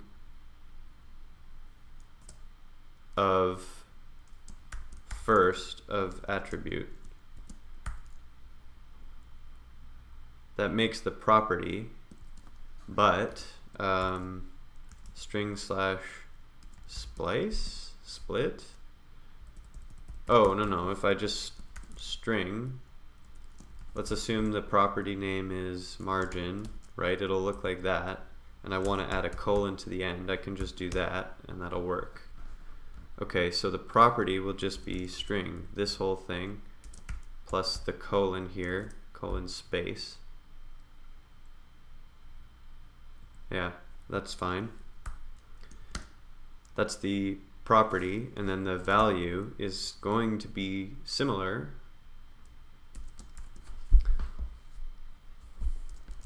string second adder with a semicolon and a new line. Yeah, I think that's right.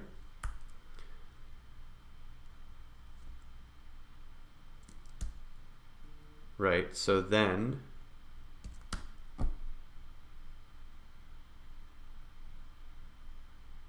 the only thing I have to do is return the string of prop val. So now let's run adder to string of an attribute margin 10.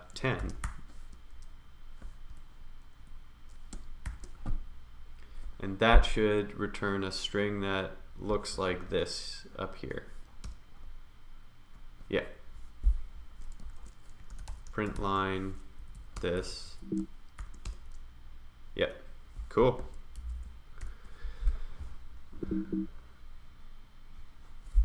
That works. So now,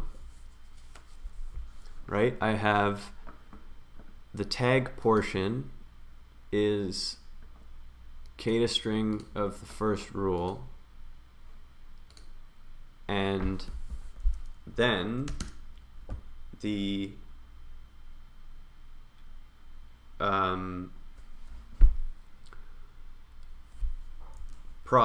properties can be, I want to string together the, well, I want to apply string to the mapping adder to string of the map of attributes from the rule, which will be second from rule, like this. Right, so if I return props there, I'm going to expect rule to CSS of ASDF. I'm going to expect basically the string that will look like actual CSS, right? So if I print line that, yep. So all this is missing, right, is the name of what you're applying the CSS to, the opening brace and the close brace, which means this is fairly easy. I can cheat this a bit by attaching to the string function directly. Oops. I don't love this. It's like a shortcut that kind of bakes in assumptions about the structure you need, but this is a small program and I'm not sure if I need to worry about that too much. We'll see. And a new line.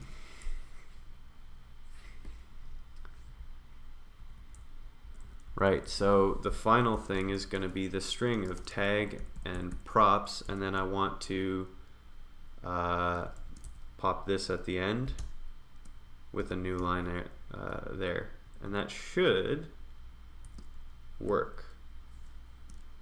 String let there. So let's see. Let's run my little thing here. Let's print line that. Right, so we get P. Well, let's see also that, let's compare that output to this. Oop. Right, the only thing that's different is it has correct indentation and mine does not. But I don't care about that at the moment. In fact, all the new lines, I don't even need the new lines if I don't care about human readability at all. So I might take those new lines out. But okay, rule to CSS is working, and that means then I can do my CSS define my CSS, right? Since and rules, and it's going to be, in my case, it's going to be, I think, apply string onto the map of rule to CSS of rules.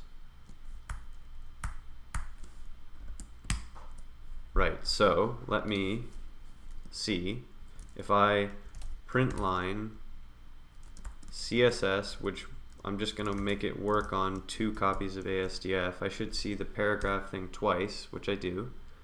And now, MB, if I run that exact same thing on my CSS, cool. It works the way I want it to. So that's basically my implementation of the CSS done. So let's move on to the HTML. Neat. I'm happy with that. Name core impl HTML. Let's go here.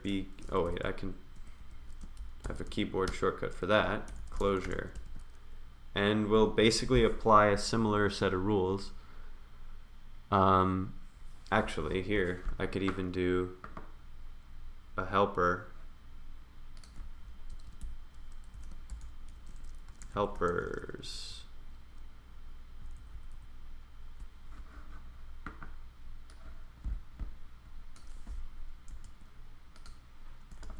Core impl helpers, and it's going to be those things.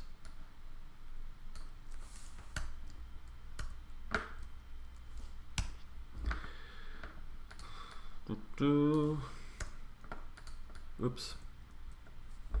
There we go. Okay. Oh, what have I done? I don't need that there. Okay, so we've got the helpers, key to string, attribute to string. Yep. The CSS is a rule to CSS, and then my CSS, which maps over a bunch of things. And now here we have core implementation of HTML. Good. So HTML works on things with the shape, the same shape. You've got the tag here, and then you've got optional, you've got a thing of attributes, and then you have the tags inner stuff, right? So here, this is where things can be more complicated, although for my limited version of it, I don't actually need the map here. Is that right? That's not right, because I have, well, I don't need to fake this. I can do line 0, 0 to 10, 20 for fun. Right, so I need to be able to convert this, a line, with those values into HTML. So that's going to be harder. This is going to be a little bit harder than the CSS, but that's okay. Right, so I'll start with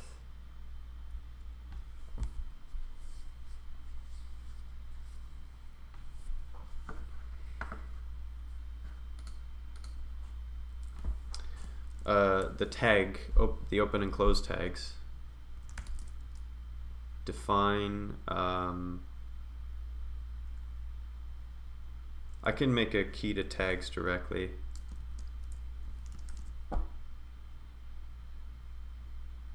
Yeah, is that a smart approach? Yeah, that's fine, I think. Key. So let's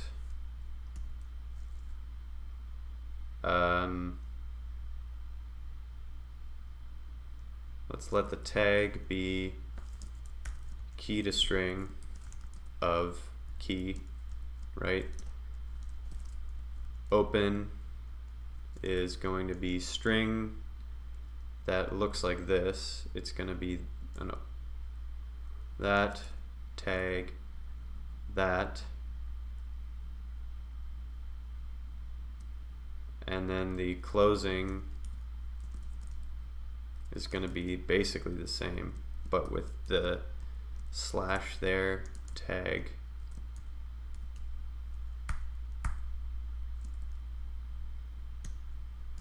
Then I just want to return both of those, open, closed, OC, like that. If I do that, let's try it. K2 tags of the key line should return a list, a vector of the opening line tag and the closing line tag.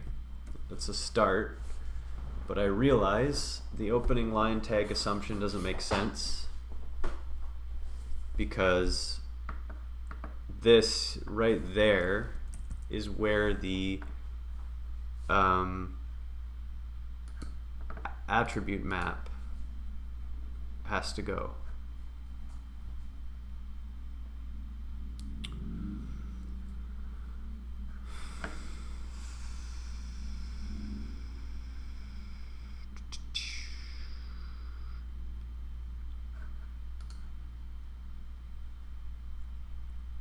Okay, no big deal.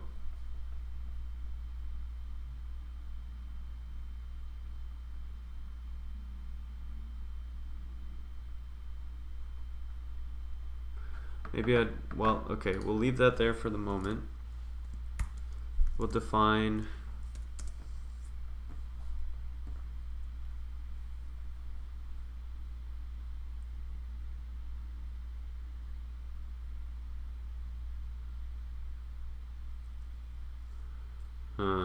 what's smarter here?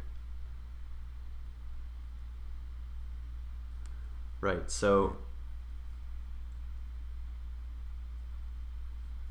the if I take a line, well, let's define ASDF as this line now that I don't need, right? Okay, now if I do HTML on ASDF, spits that out, which is fine. If I run my function attribute to string on second of ASDF, so the map,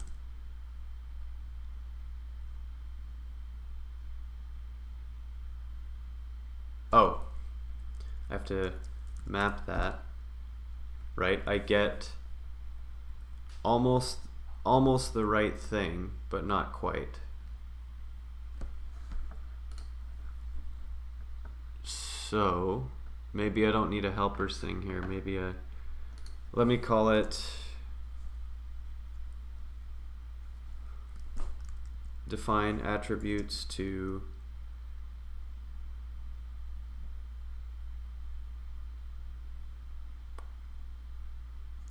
tag string. Whatever. Names are hard. I don't like. I'm not good at it. But it's gonna be basically the same idea. I'll rework this code base if I need to later. Get something going. String,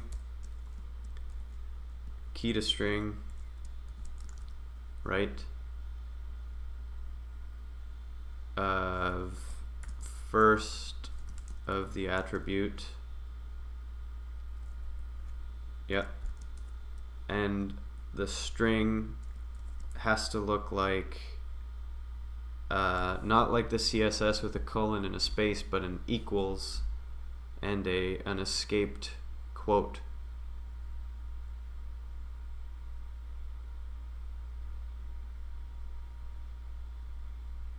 Is that right? Yeah.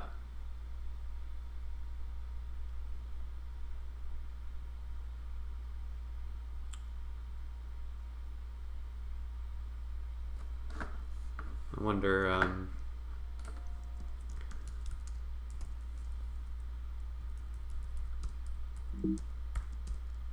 Yeah, okay. It's a little cleaner to read. But yeah, I do need to escape these quote marks there, but that's okay. Attributes into the tag string thing. Okay, so I'm looking at the property, right? It's gonna start, you gotta take the key to string, no problem, equals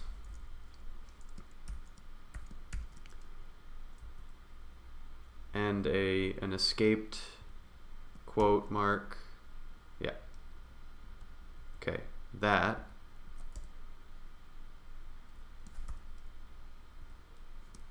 Oh, what? Do I have to double escape it? I don't understand.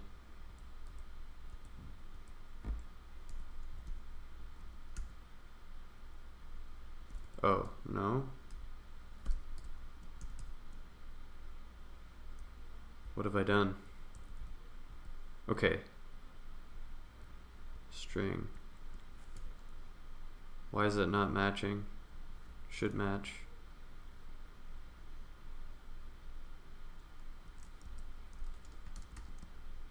Is this gonna break? It might break. Unbalanced parens.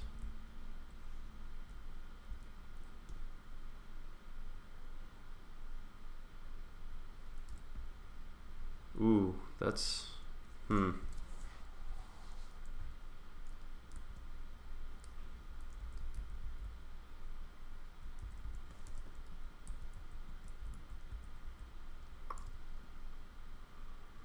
Well, cheesed it. Didn't use a double quote, just a single quote. Maybe that'll be okay. Okay, we've got adders to, it shouldn't be multiple adders, it should be a single attribute to tag, like that. Oh, I goofed again. There we go. Okay, the attribute to a tag, so far, I want the attribute to be x1 with the and its value is going to be 2. Let's imagine that. Okay, so x1 equals that. Makes sense, right? That's the prop. And the value is the next thing I have to code in here. And the value is just going to be string of the value. Yeah. String of second of the attribute with that and a space. Right, so one single attribute then is that and that strung together. String prop val. Now, if I run this again, it should work. Yep, so x1 is 2.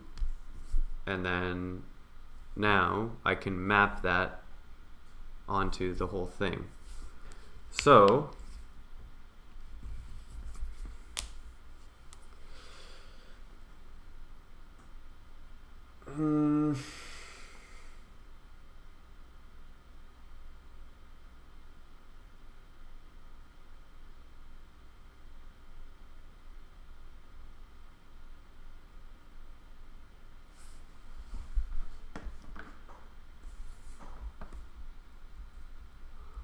now I'm wondering how I should handle the opening tag needing this string pasted into it. If there's a smart way to do that. I know there's a silly way to do it.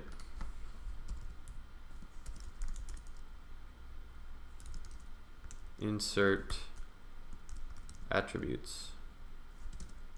I'm not sure if I'm using the right word attributes, but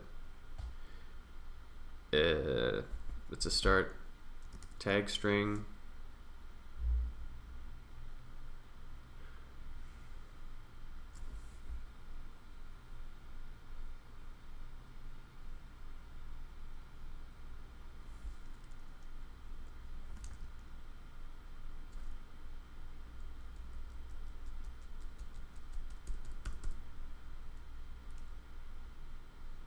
Okay, the tag and the attribute string. Let's assume that these are both strings already. All I need to do is string slash replace from the tag the thing that matches this with string of adders, gotta put a space there, adders, and then at the end of attributes you do have to put that there. Let's see, so if I insert adders of first from k tags of the keyword line, and the adders is going to be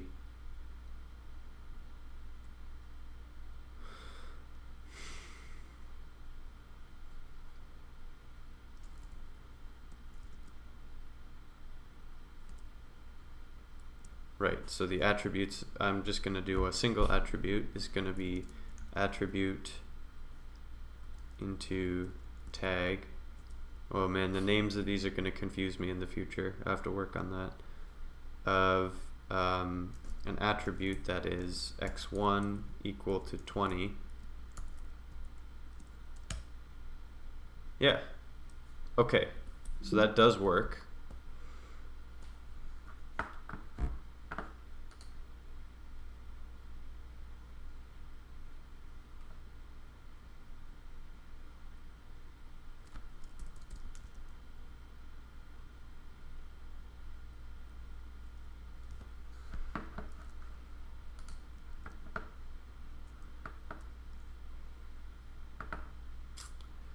Rule to CSS, adder to string CSS. Let me do it this way, adder to CSS. And then here, adder to HTML. That makes a little more sense to me.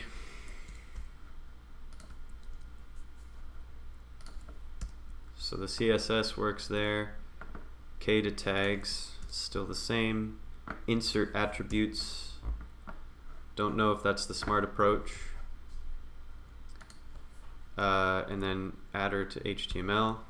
There we go. Now, define a rule to CSS. You define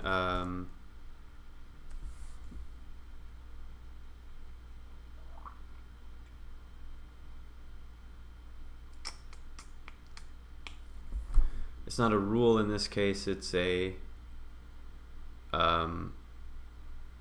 markup. No, it's a chunk of document. It's a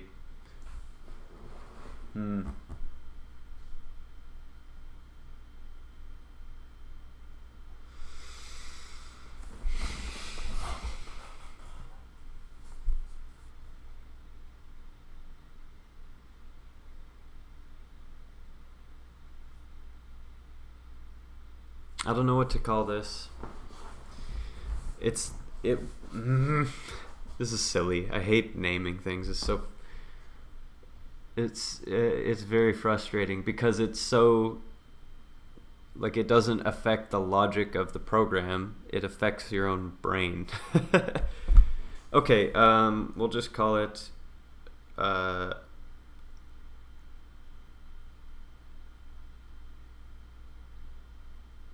document. No. Excuse me. No. A hiccup. snippet, a snip. Sure.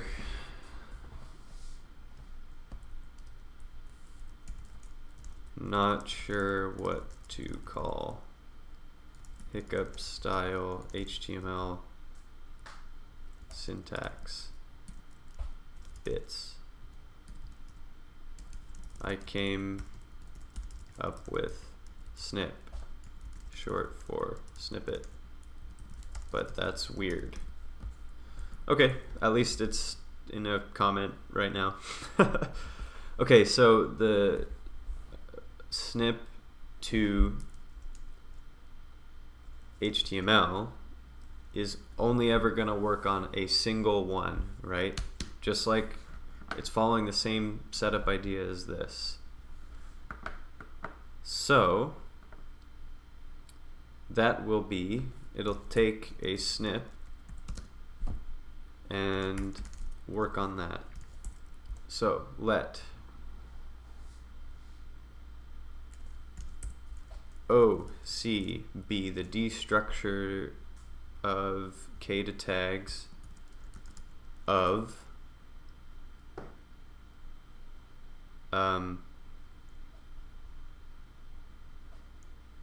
first of the snip.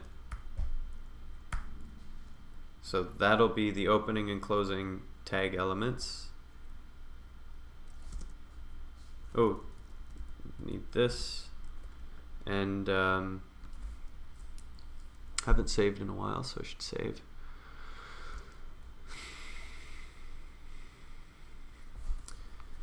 I say this every once in a while I'm streaming. If there's someone watching now, I hope you're having a good time. If you're interested, feel free.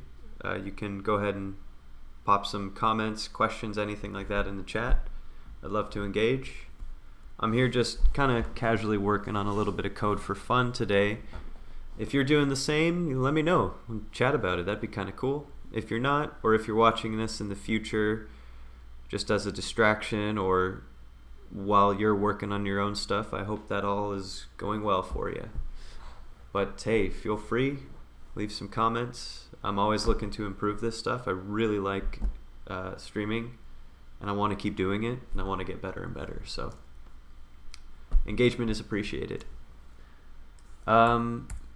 We have to focus. Props are going to be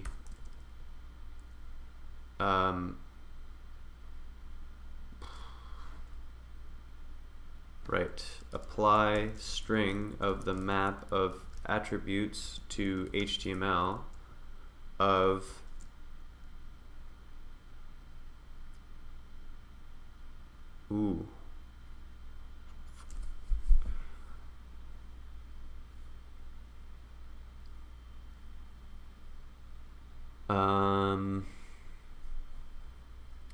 well, okay, let's do this. Second of snip. But that's only true, right, if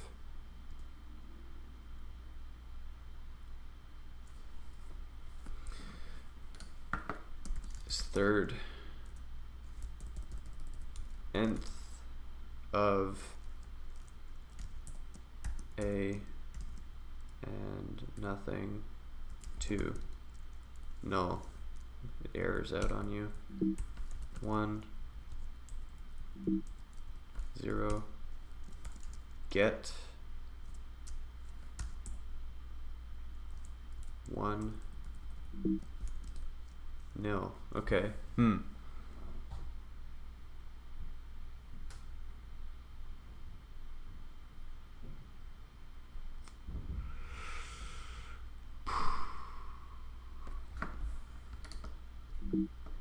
So what I'm thinking through right now, with the Hiccup HTML compiler, you can have an empty div and it'll make an empty tag.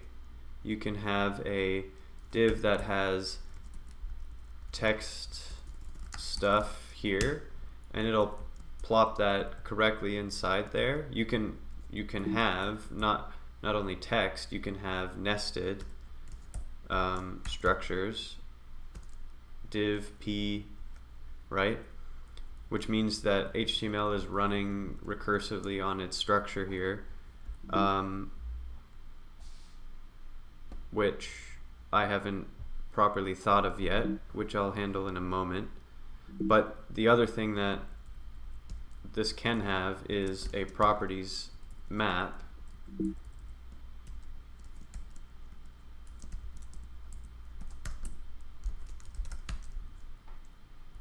right? So what I need to do is, I can't, right here I have assuming props will exist in the second position of the snippet, but that's not guaranteed to be true. So I have to solve that. But I wonder as well if HTML div can you do this? It does work. Okay. We're getting into some stuff that I don't want to have to deal with right now. The CSS is way easier than the HTML because it doesn't have to, for my needs in this case, I don't need any kind of nesting idea, nothing crazy like that. For this one, I have to recursively run the converter or the compiler down until everything's just a string. But even that shouldn't be too hard. I just have to think about it for a minute. But for the sake of getting something working now to clean up in a moment, let's do it this way. Right, so that's the properties string. Then, nice and simply, the snippet, obviously it's not simple because it won't solve the problem, but I'll start here. It's going to be string of the opening tag with the props shoved in. So that's going to be insert adders of opening tag and props. I should name this insert props.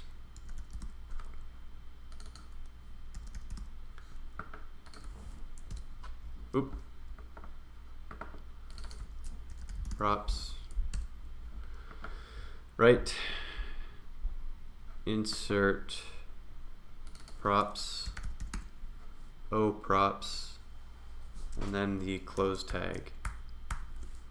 So that's a provisionary snip to HTML of ASDF. There, it makes a line, so it's valid, but it doesn't do any kind of nesting, and it only works because the map is at the second position guaranteed. So it will not work on something like this, div. Oh, well, it did, but it won't work on this, right? Yep. Or on, so that's empty, yeah. So it doesn't do nested structures, and it only works on an empty div tag because of luck. So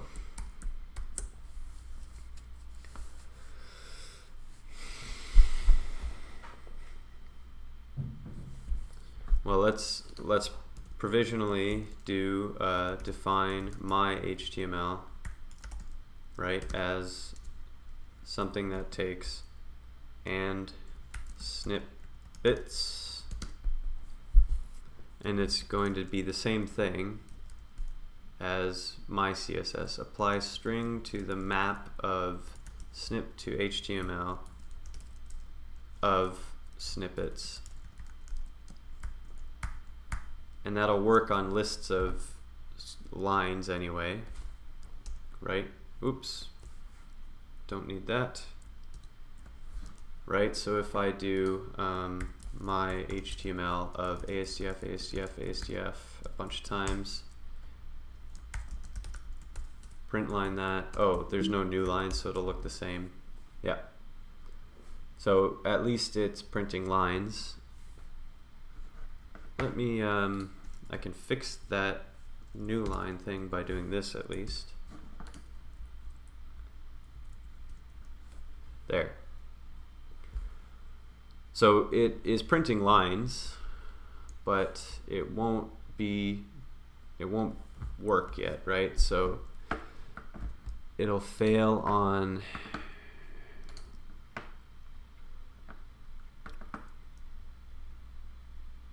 ooh, will this work?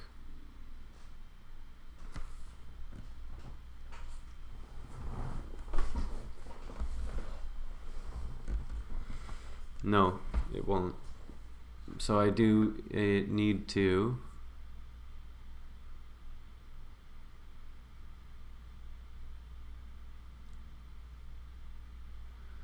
where am I at here? Yeah, so snippet here. Snip and rest. Okay, right? So, no, that's wrong. Snip.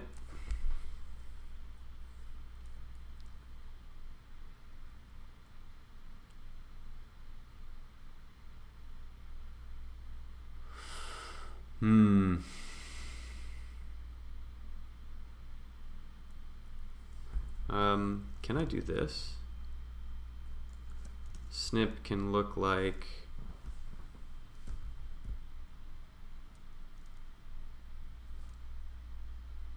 key.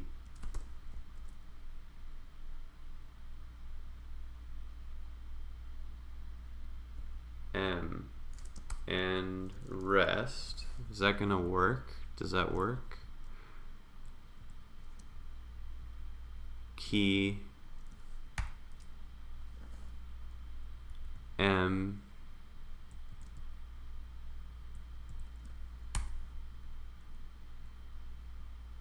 and rest I'll ignore for now. Does that work?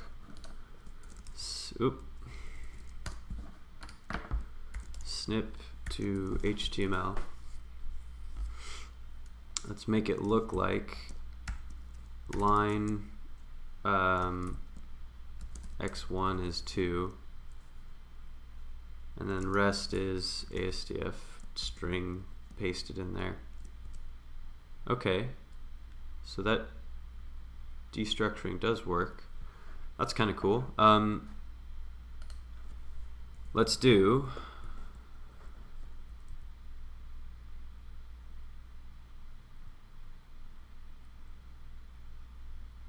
string opening tag, right?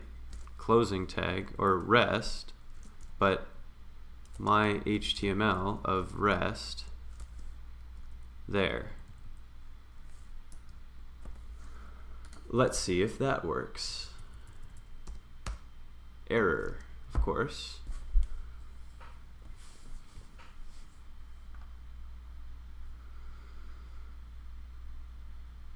Oh, right, that assumes too much already.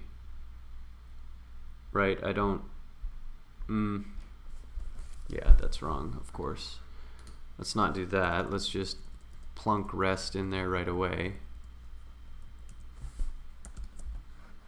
So this won't work on nested things still, but it almost works.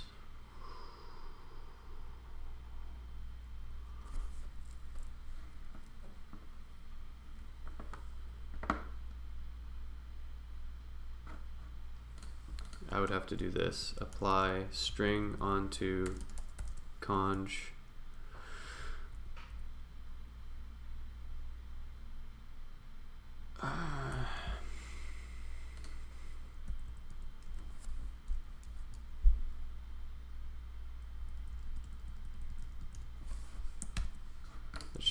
That might work. Oh no, it just messes. I'm goofing. let's get back to this at least.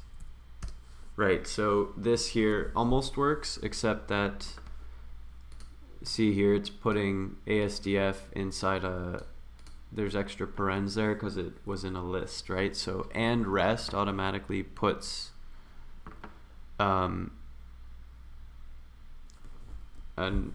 number of arguments into a list. So when you string that,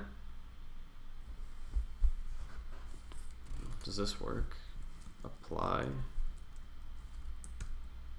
That's probably not going to work. Yeah, it makes no difference anyway.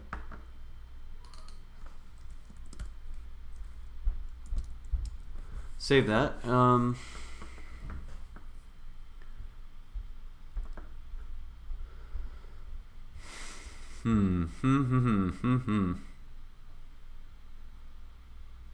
This also, by the way, it doesn't actually change anything, right? Like if this still assumes that there is a map there, right? But there might not be a map there. So it doesn't actually change anything.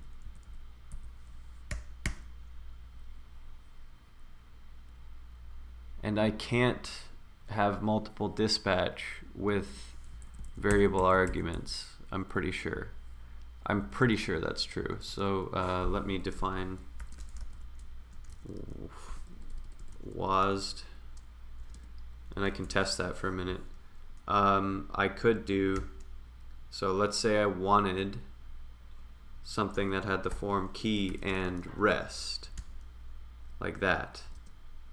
And then in that case, if it had key and rest, it would just call itself with key, an empty map, and rest, like that. And then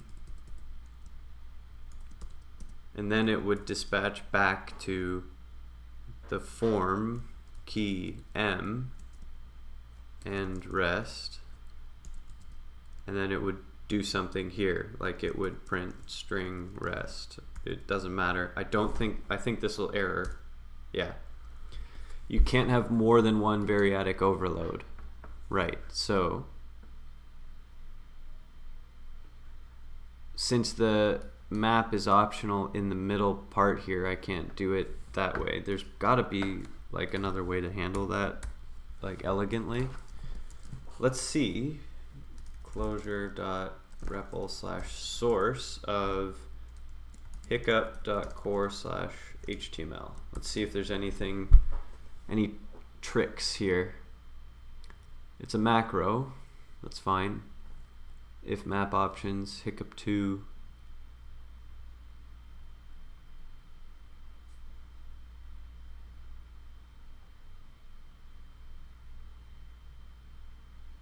Options and content.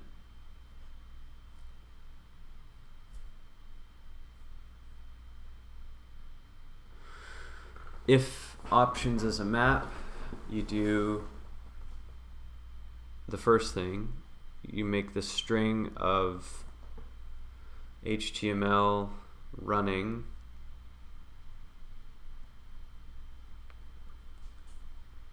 and you plonk the content in there. If it's not an option, if it's not a map, that means it's some form of content. That's what this is doing, right? Like it's just putting the content back.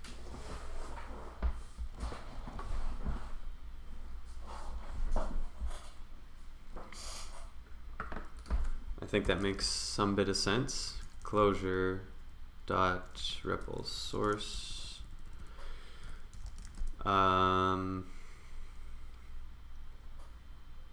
Hiccup2.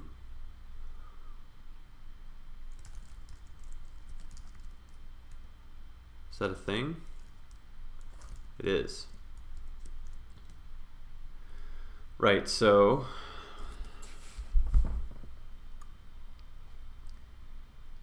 the macro runs on options and content.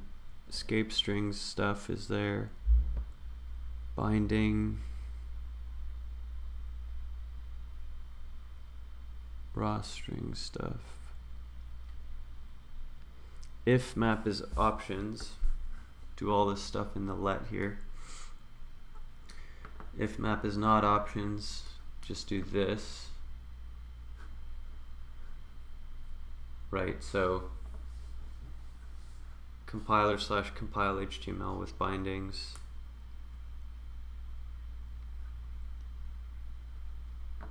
Options content, yeah, okay. Let's see what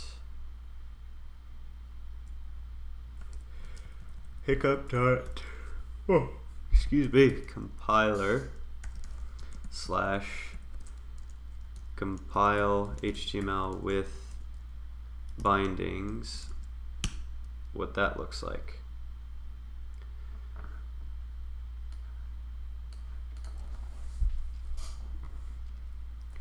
Precompile data structures into HTML where possible, while taking into account bindings that modify the result, like HTML mode. Okay, so the compiler with bindings takes and content. Yeah.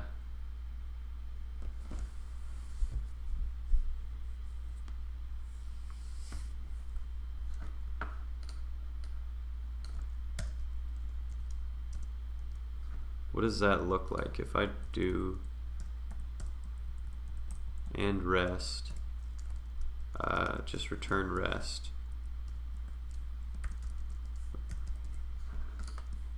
WASD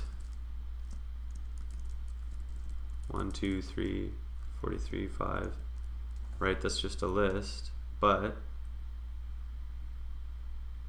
oh, yeah. Right, so if this were running on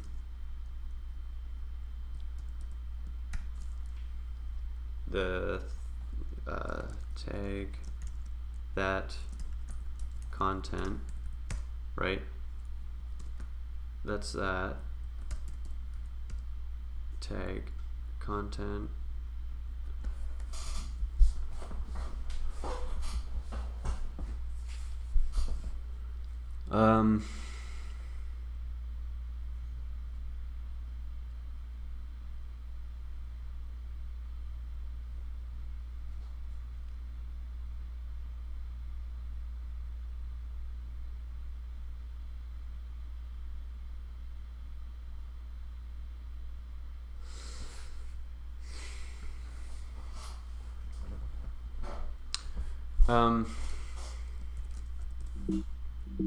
Oop. Compiler / compile HTML. Precompile data structures into HTML where possible. Collapse strings.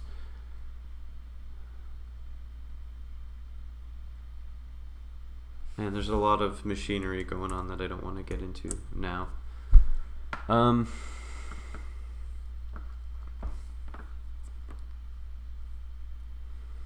Let me try to focus up again. K and rest. Okay, right? So rest.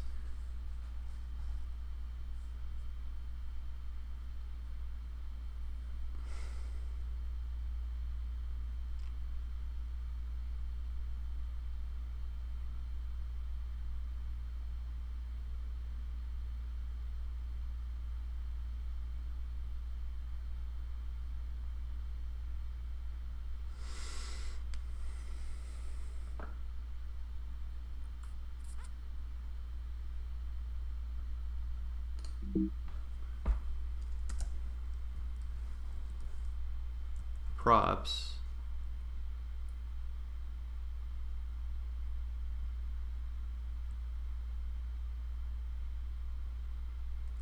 Let's do something weird here for a minute.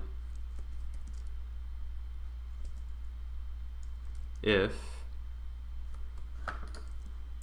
map, yeah,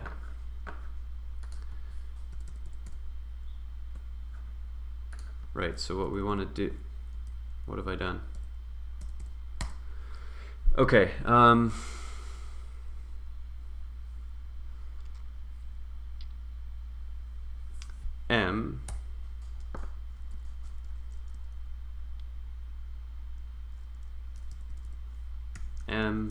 and rest are going to be,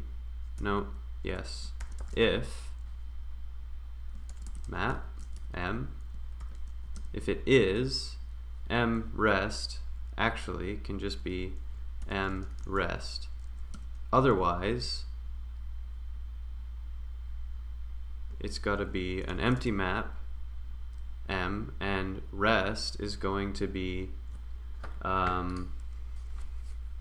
since M will actually just be more content,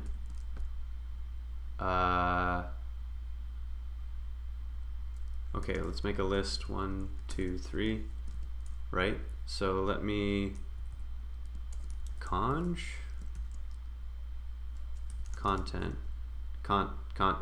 that's fine, onto this list.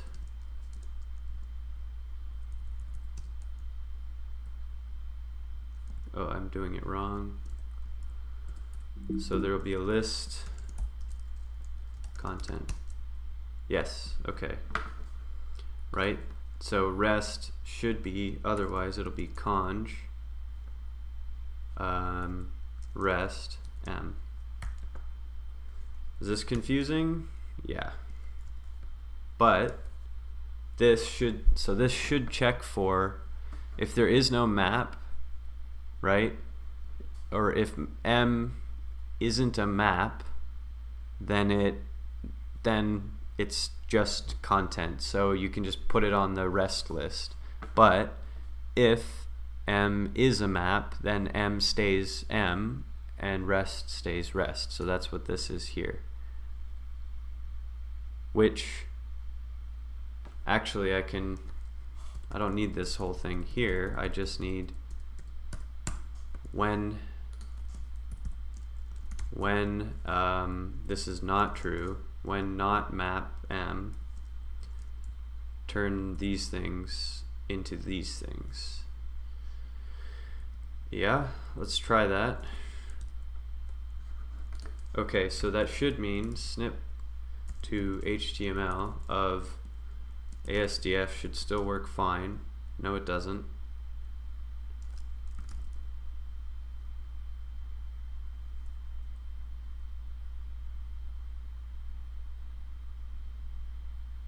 Why is that?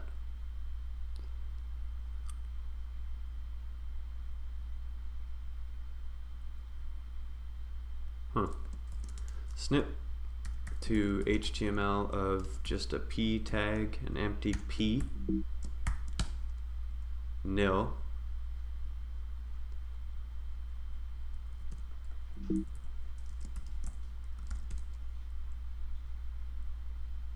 Right, ASDF is there.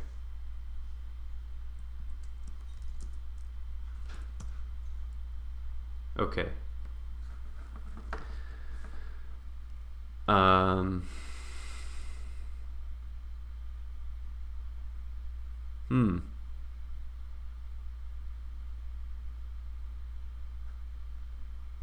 Maybe I do need this. If map M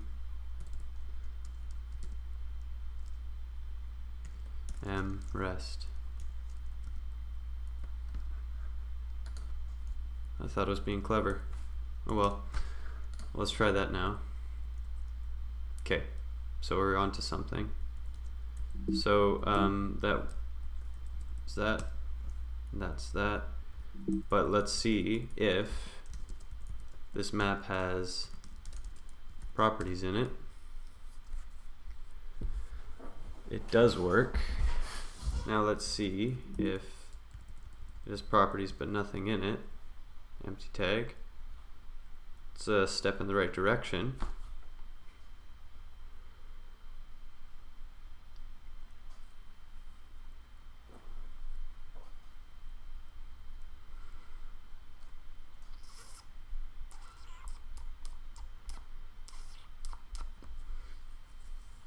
right? So, but here, instead of rest,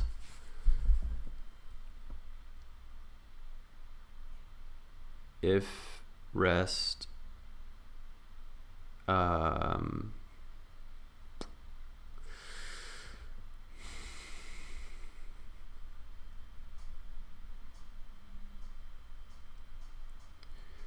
when rest is something that's,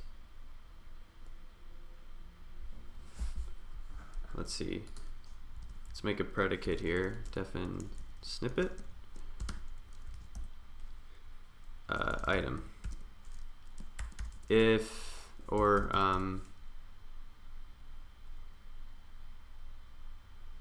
when, does when, well, okay, so when first of item keyword,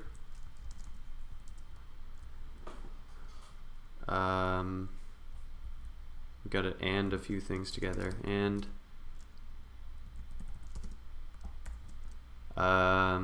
when vector item, and the keyword of that item, the first item is a keyword. Does that work as a predicate? Snippet, false, nil, ooh.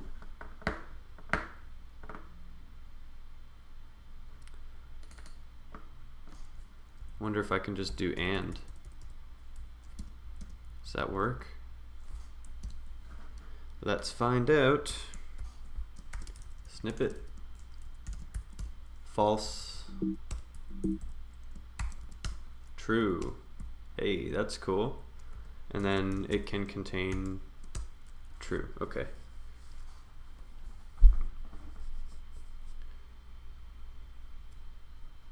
Oh, this shouldn't say rest either, because rest is a function already, right? Yeah, that's gonna be confusing. M and content. Yeah, so M content, M content, content, and this has to be content. Content. But in fact, what I want to do is an if statement here. If first of rest, no, first of content, no, yes, if the first item off the list that is content, if first of content is snippet, if it is that, right, then actually what you want to do is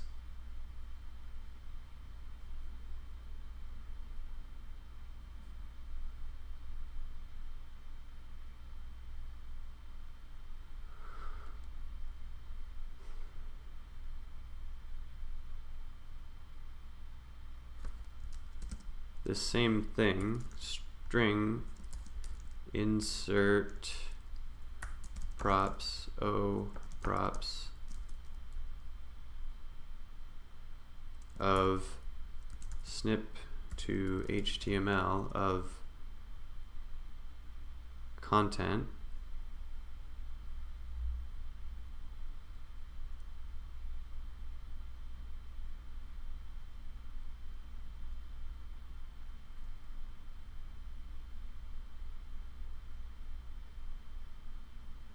Ooh, boy, I'm just confusing myself.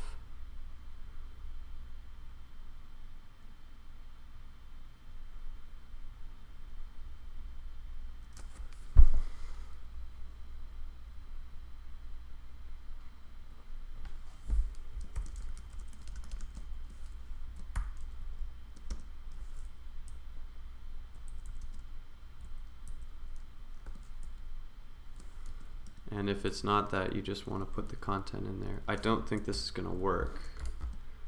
Snip to HTML of ASDF. Okay, so it makes a line, but what if I tell you to do something like this? P, padding 10, but the paragraph contains a div that has hello in it. Yeah, it's all wrong. So I'm gonna go back to this. I'm just gonna delete that for now. Right, string, insert, props, content, close string or close tag. There's that. Put a little note here. This is not finished. Does not handle nested HTML or nested snippets. Need to do this recursively. Yeah, so I'm running out of time for today, so I'm actually going to get going, but I'm going to look for a moment at, I've got two backgrounds that I think look nice. I have nice/01.png, which is cool, and nice/02.png, which is pretty cool.